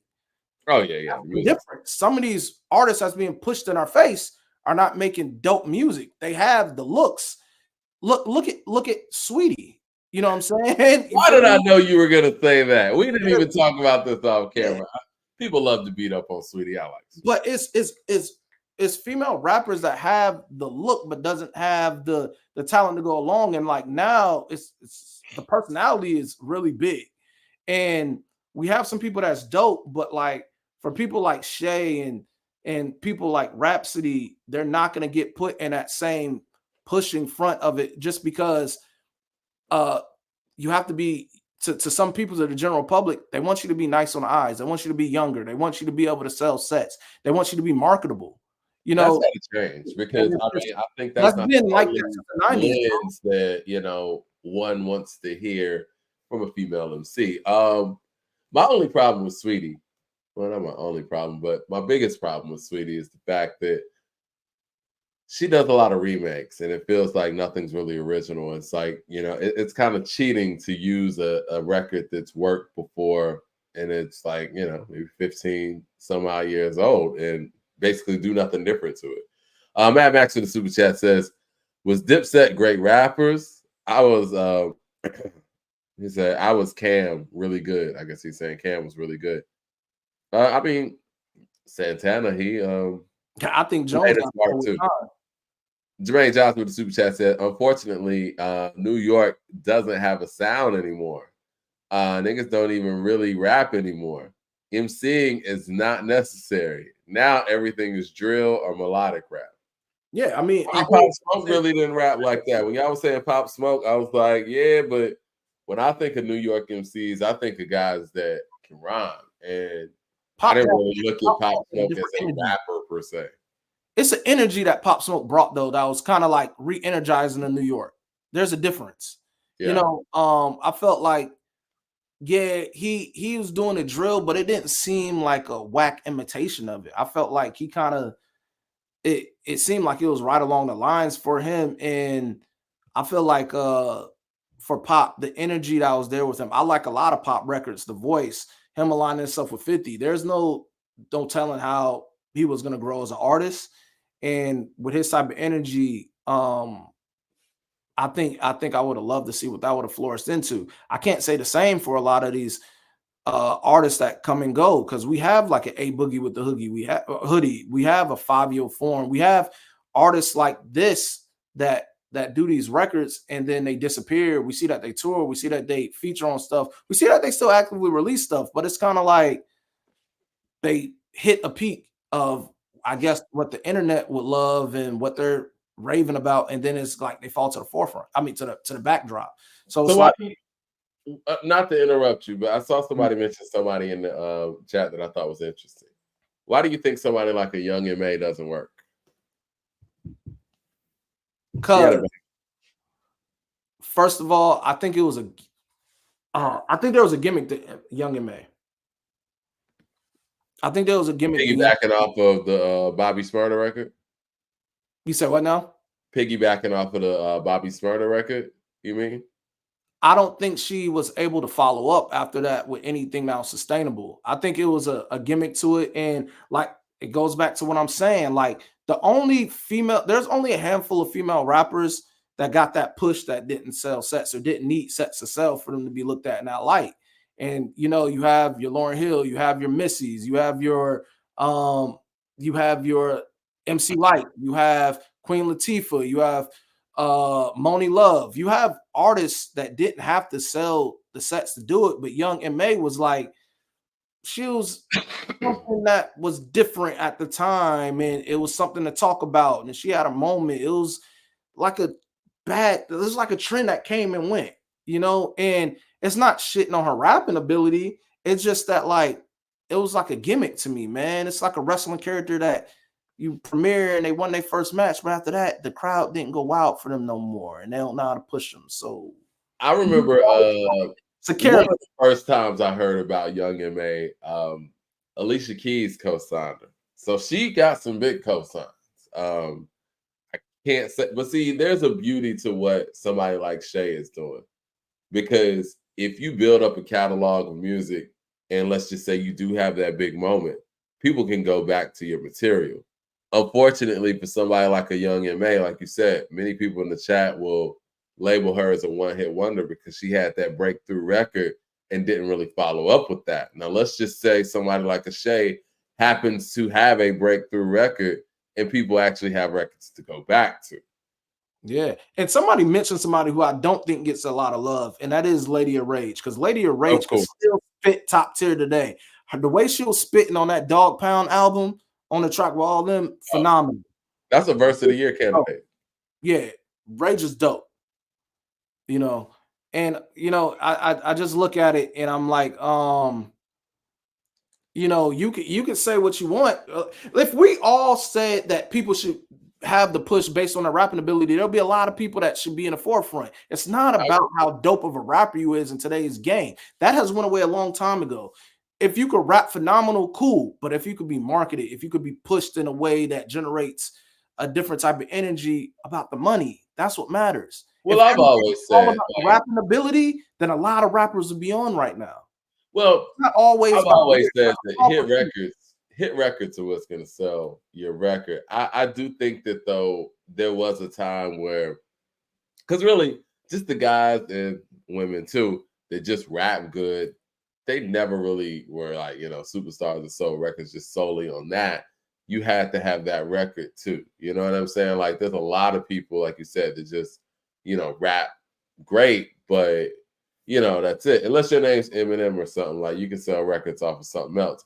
But most people had to have that record that you could point to that says, like, yo, this person's hit that next stage. You got somebody like a Method Man or whatever. Yeah, he's nice.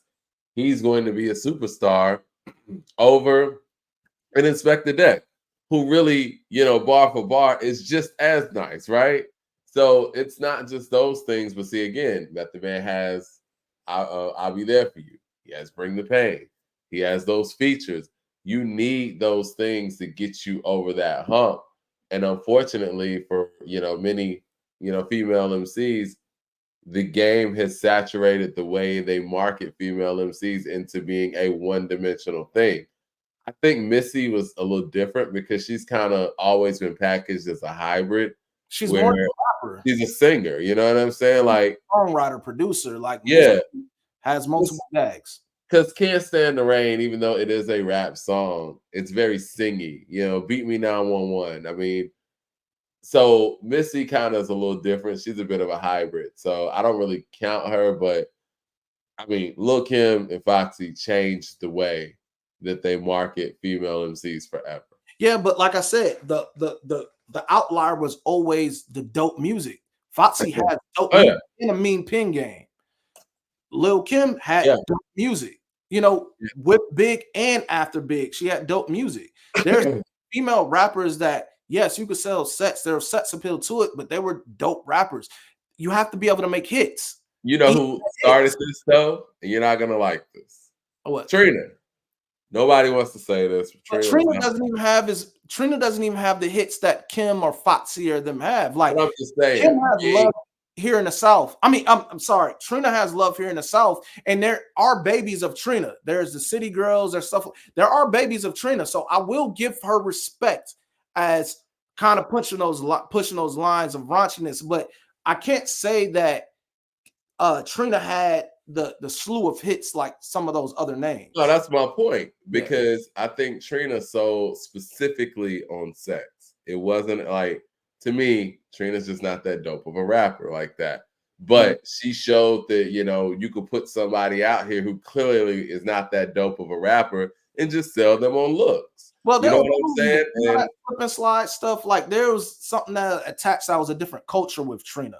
You know, like I said, you always have to have the hits. Like even the Brat didn't sell sets, and the Brat was the first female artist to go platinum. But see, the Brat was dope though. You know what I'm saying? Yeah, I feel like nice with the pen because she wrote for others too. That's what I'm saying. Like I feel like Trina is the one that broke through. That when you think about, could Trina rap with her peers for real? You think Trina could rap with Eve? You think Trina could sit here and rap with the Brat? You think Trina could sit here and rap with Rod Digger and all the people that came out in that class? No. And I think that she kind of set the tone for, you know what, we could put this woman out here who's not the best rapper, but she looks really good to the eyes and just, you know what I'm saying, make it work. I look at it different because I'm from Florida. I'm a Florida boy. I'm down here. Trina worked because she pushed the culture that was real and was going on here. When we look at Trina, if you would have came down there to Miami, Trina is the model for what was coming out of there. Trina, there was a culture behind that.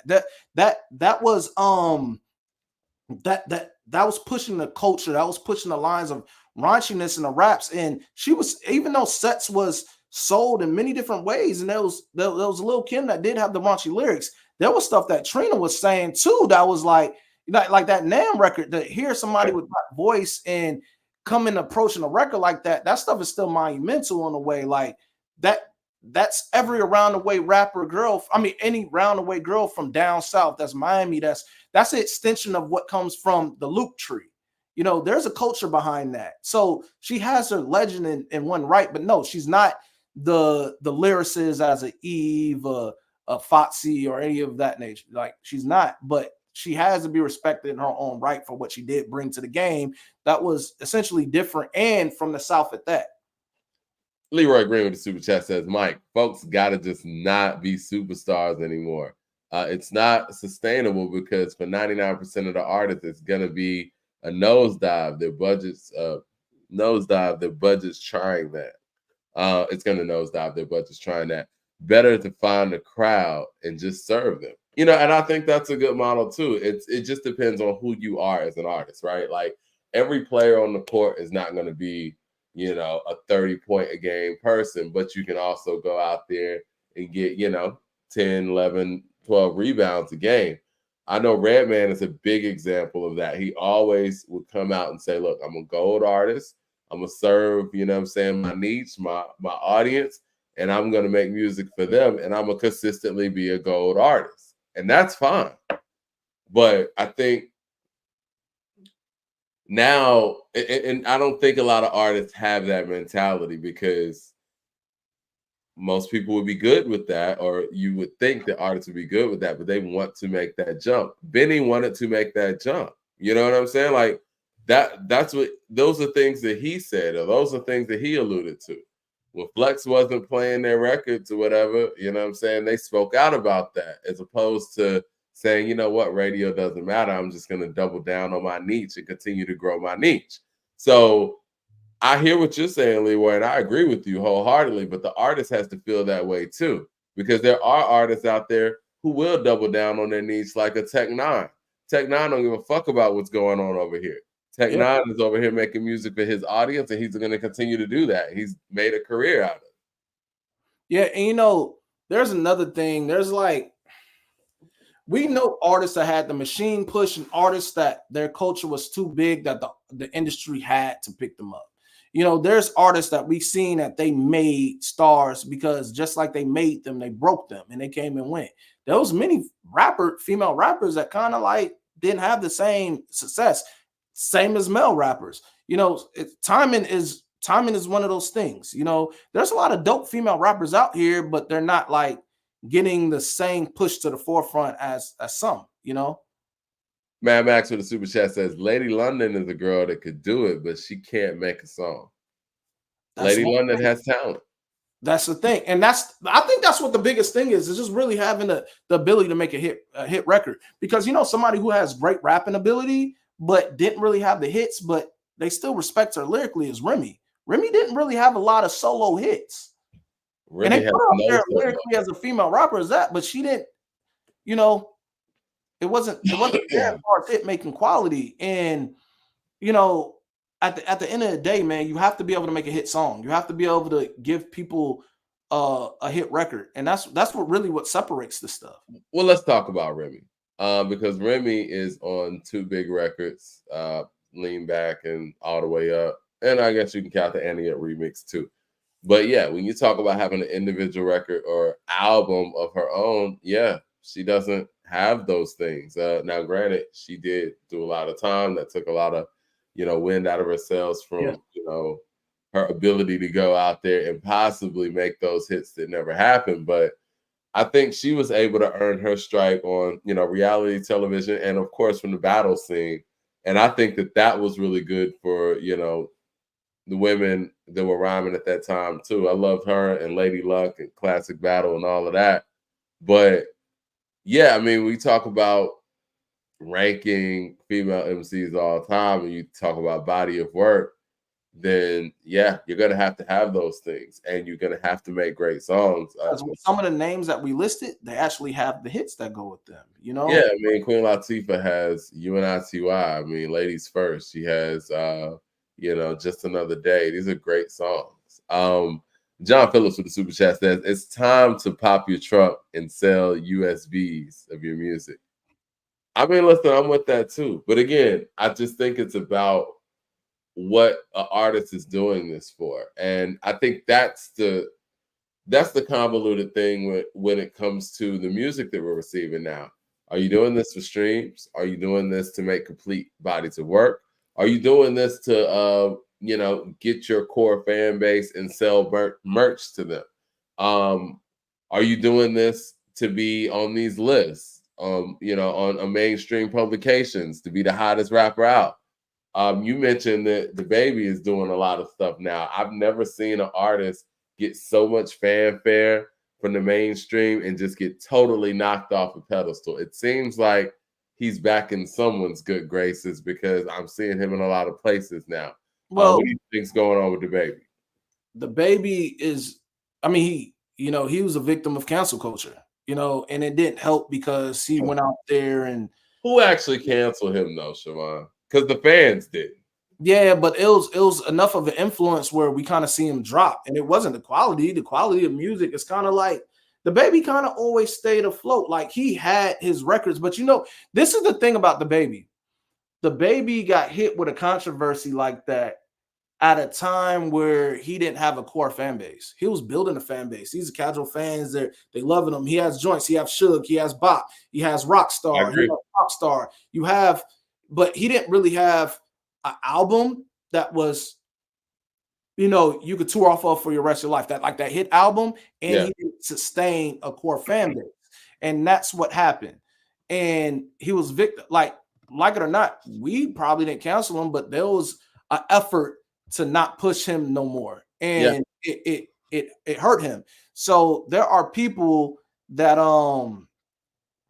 still align themselves with DaBaby. I see the 50 kind of embraced him and kind of gave him some game. I'm seeing that he's doing the new push of interviews. He did the Breakfast Club. I seen he was on at Drink Champs, and there was something about that Drink Champs interview that I didn't like.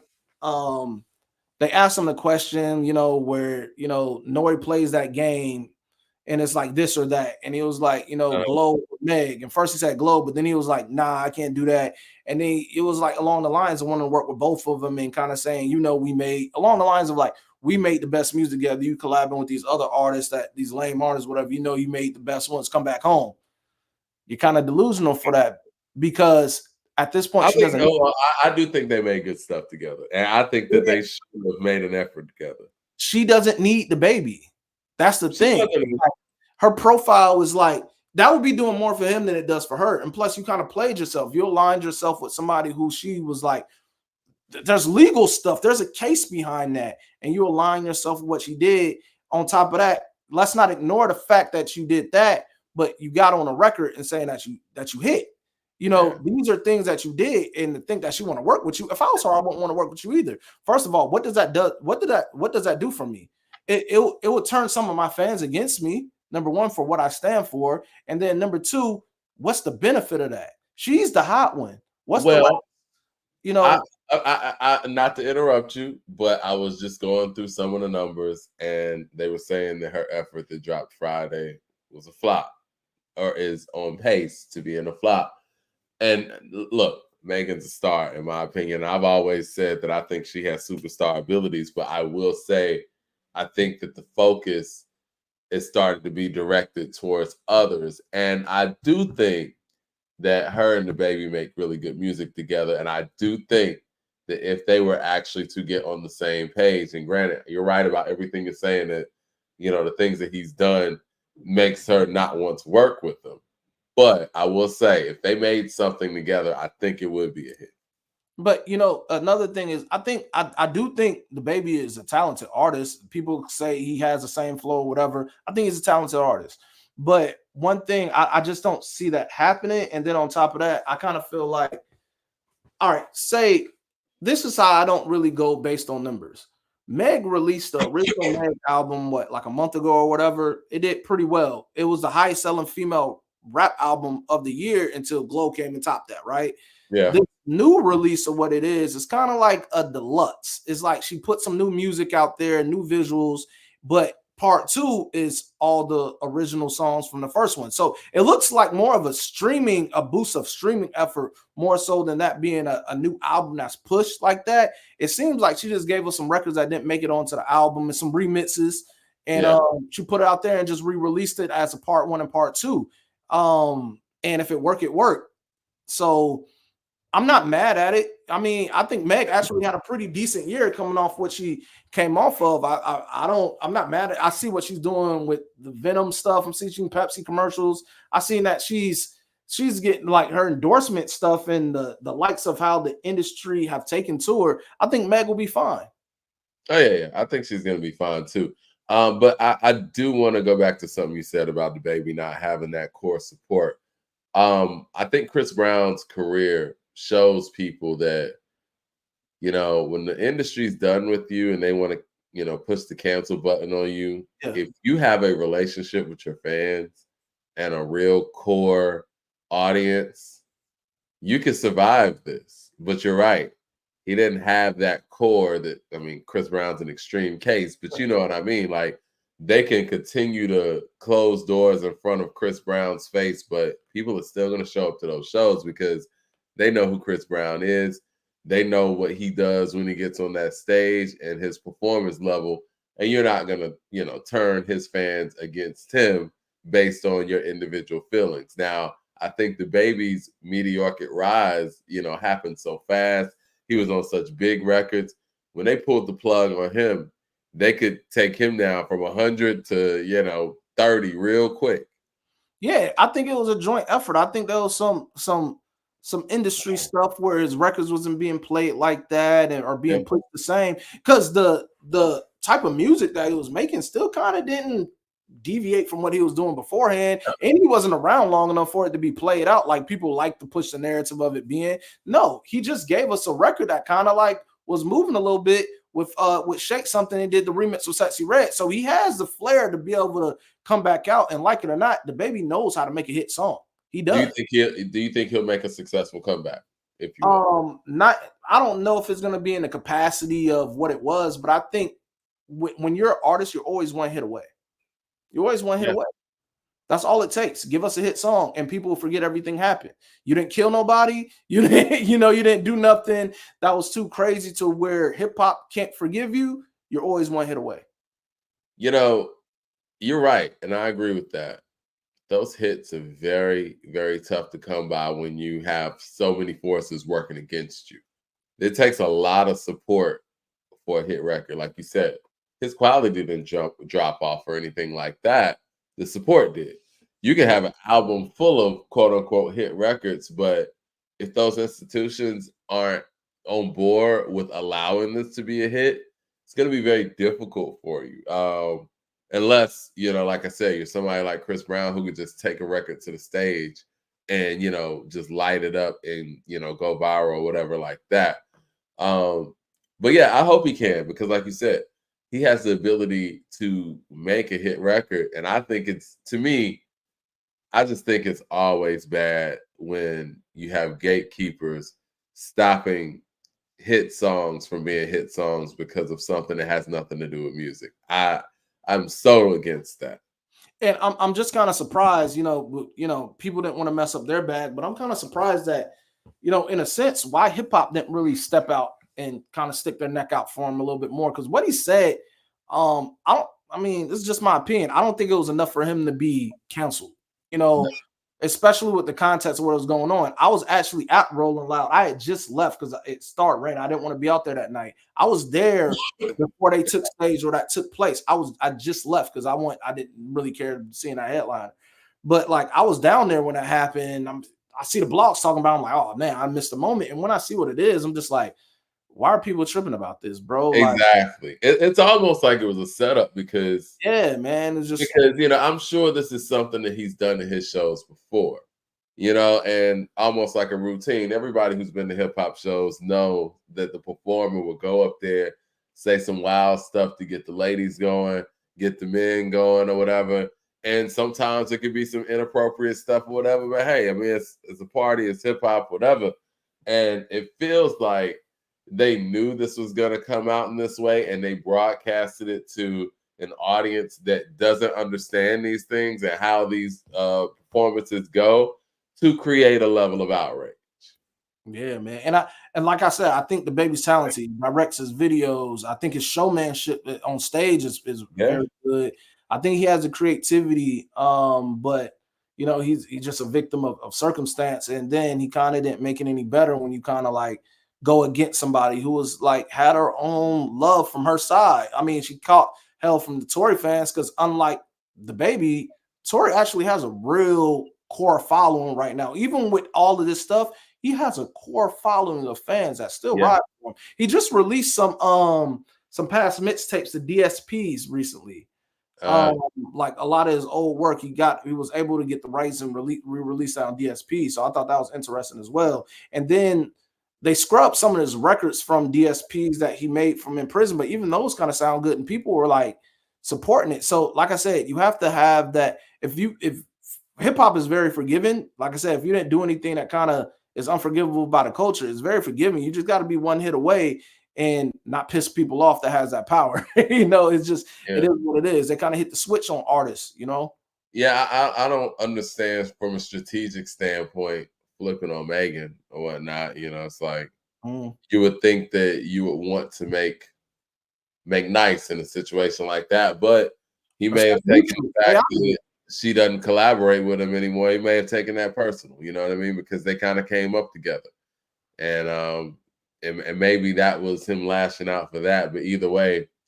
Oh man, the number of hits they could have had in the future could have been dope, man. Because they did make records, but it's like at this point, it's like it would be helping him more than it's helping her, in my opinion, because she's kind of like she would take a lot of flack for working with him, actually. Yeah, she's kind of like the it girl for hip hop. You know, they put her in everything. I always see her in commercials. I see her these business deals, all that stuff. She's kind of like the it girl, and she's an it girl that gets along with some other female rappers as well, like Glow going on tour with him, and you know these guys there's people that hate her, but then there's a lot of people that love her too. It's like I think her profile's kind of went up a little bit more to. It wouldn't benefit her to really go back and work with DaBaby. If she does, it'll be solely off the strength of her knowing that they made good music and forgiving whatever he did beforehand, but she doesn't need to. Well, I think that certain people would want an apology from him and, you know, and all of these things before that door gets opened again and again. I think that this is just my speculation. That's probably where his frustration comes from. It's like, we should be better than that. You know what I'm saying? We can't make music together. Why? Because they're telling you can't make music with me. Maybe that's not the case, but that's probably how it feels, you know? There's consequences to stuff, man. If somebody push you, you can't be mad if they punch you back. Not everybody reacts the same. Yeah. So she never want to work with him again. I don't see anything that's wrong with it. But like I said, I think it would be more of a help for him than it is for her to do that. You know what? We were talking about female rappers, and I just want to throw this out there. I haven't got a chance to listen to it, but I noticed that Dej Loaf like kind of dropped the album out of nowhere, and that's a name I haven't really heard in a long time. She got a new record, a new album she dropped, and I just want to put that out there for. Well, I got to check it out, man. I see that you said that Miguel dropped something too. It was like EP. It's like four or five songs. Are they original?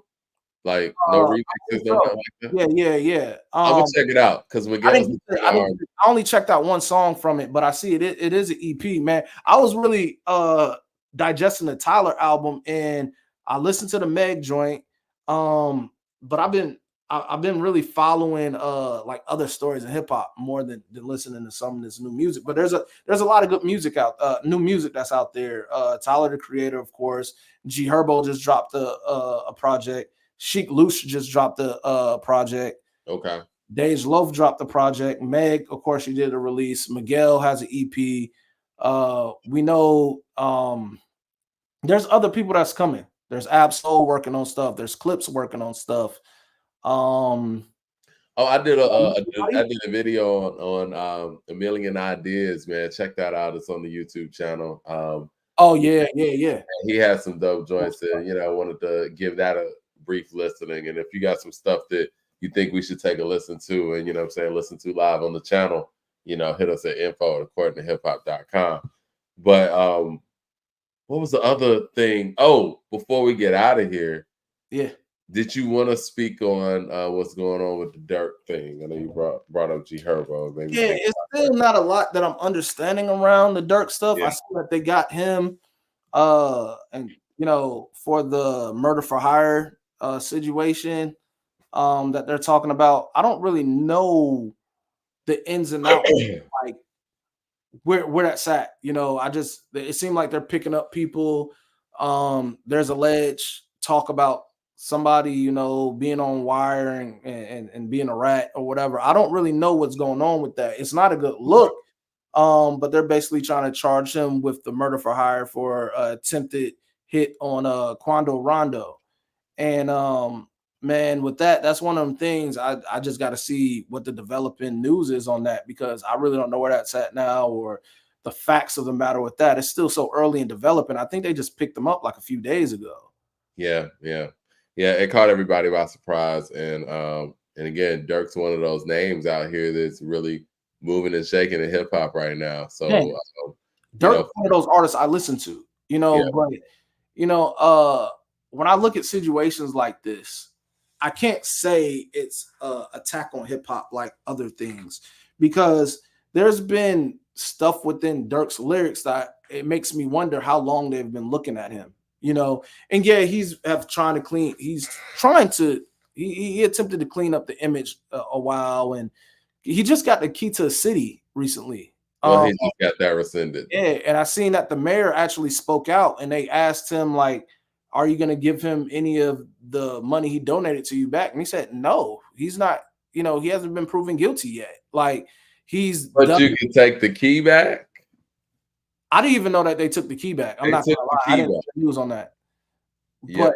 But it's like I don't know. That's one of these situations. I got to see how it materializes. But like, I listen to Durk. There's a lot of reality in the raps. There's a lot of underlying gang stuff going on in Chicago and the culture that helps push the whole early drill movement all the way up to now, and how certain artists are kind of like putting stuff on wax. And I'm kind of I don't wish prison on nobody unless you're one of those people that did some unforgivable crimes.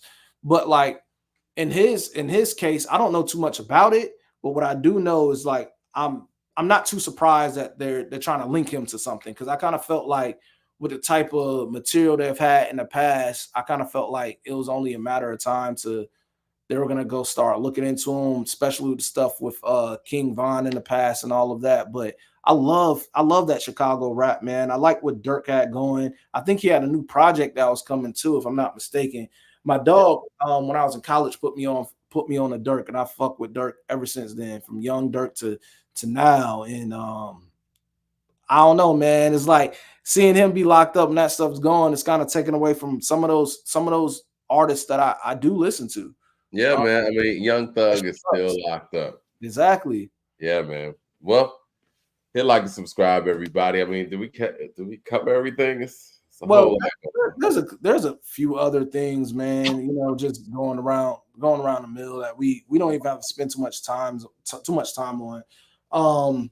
We spoke on, I don't even want to get political when it comes to this, but I feel like it deserves a mention. We see you mentioned M, making an appearance with Obama in Detroit, but we seen Beyonce take that stage in Houston, and there was some controversy around her speech. For some people, I don't know why. And then you had Amber Rose come out and kind of like troll, saying, "Oh, she stole my speech," and they said, "Oh, I was trolling. I love Beyonce, blah blah blah." But it's just like, whatever. I thought that was kind of dope. Another thing, we have new developments in the Diddy stuff. They're investigating the conditions of the prison that he's in currently. So I don't know what's going on with that. And then I just seen that his kids ran up on Ray J for what he said about him. So that's the ongoing thing. The Diddy drama continues, man. There's a new headline about Diddy every day, man.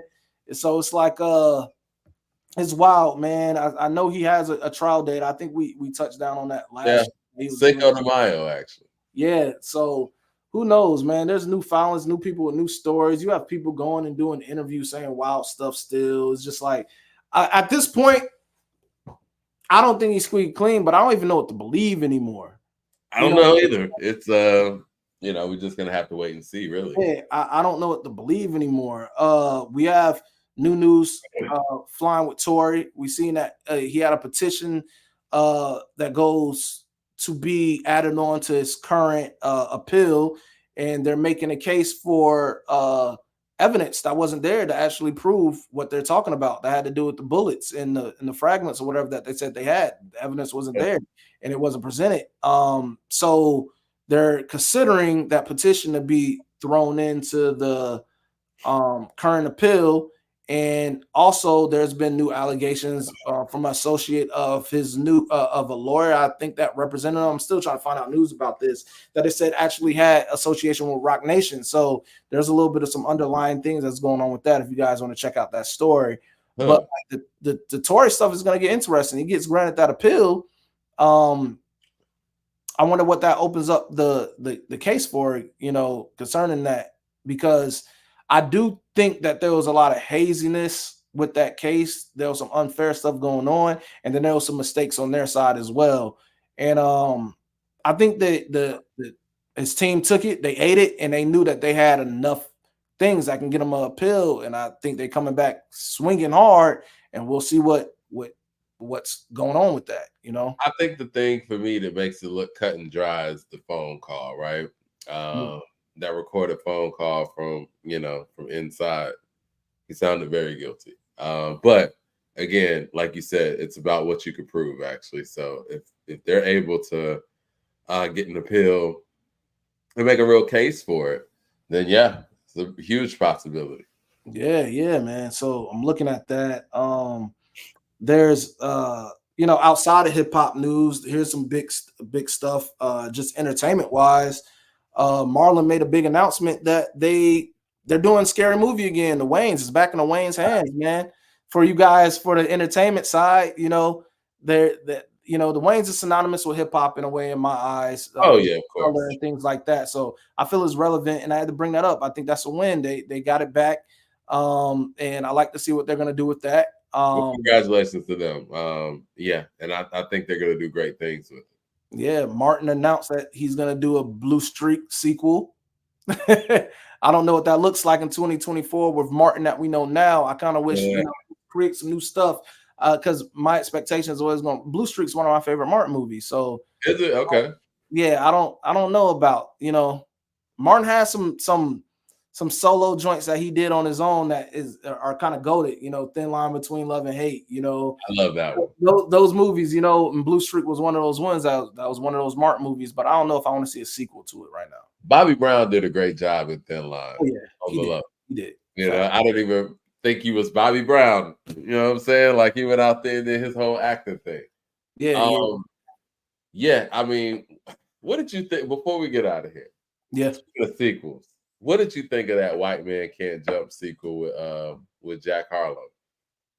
I wish it just was named a different movie and had a different kind of. It wasn't bad. It wasn't trash to me, but to me, like I'm always comparing to what the last joint was, and like to do that, I was like, it wasn't bad, but it was like I kind of, and this is me talking. I kind of feel bad for Jack Harlow because I think when he initially came out, I kind of went hard, and I'm saying I was reading the Rolling Stone article on air and just seeing how they were just trying to blow, I'm saying Jack Harlow up as like the next star and this and that, and they even he was coming out. I want to say, what was that lineup? He was coming out the same, then like a week between Mr. Morale and It's Almost Dry or something like that. And so they were putting his name in these conversations, before it needed to be. And I think the album, underperformed because it well with the big single he had. I thought that kind of got him some numbers. I don't know. I didn't know. It underachieved. Like DJ Prince said, they were forcing him and it failed. And Yeah, man. I mean, look, you got to keep pushing. You know what I'm saying? And the fact that he would go out there and brag about the fact that he didn't even have to audition for that role, I don't think that helped. And I think the straw that broke the camel's back, honestly, is when they caught him at the Kentucky Derby with two black guys basically holding him up so his shoes wouldn't get mud on them.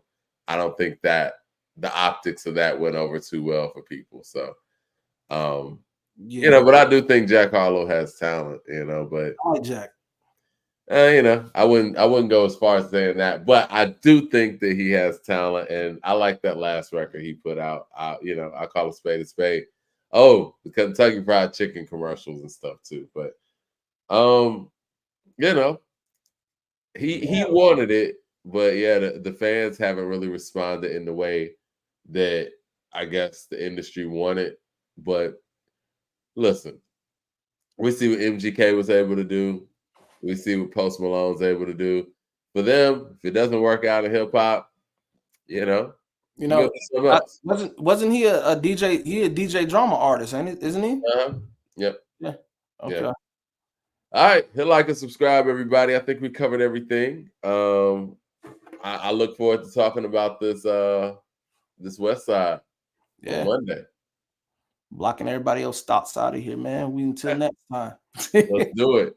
A Halloween, man. Happy Halloween, everybody. Halloween, man. If y'all, I'm a big kid.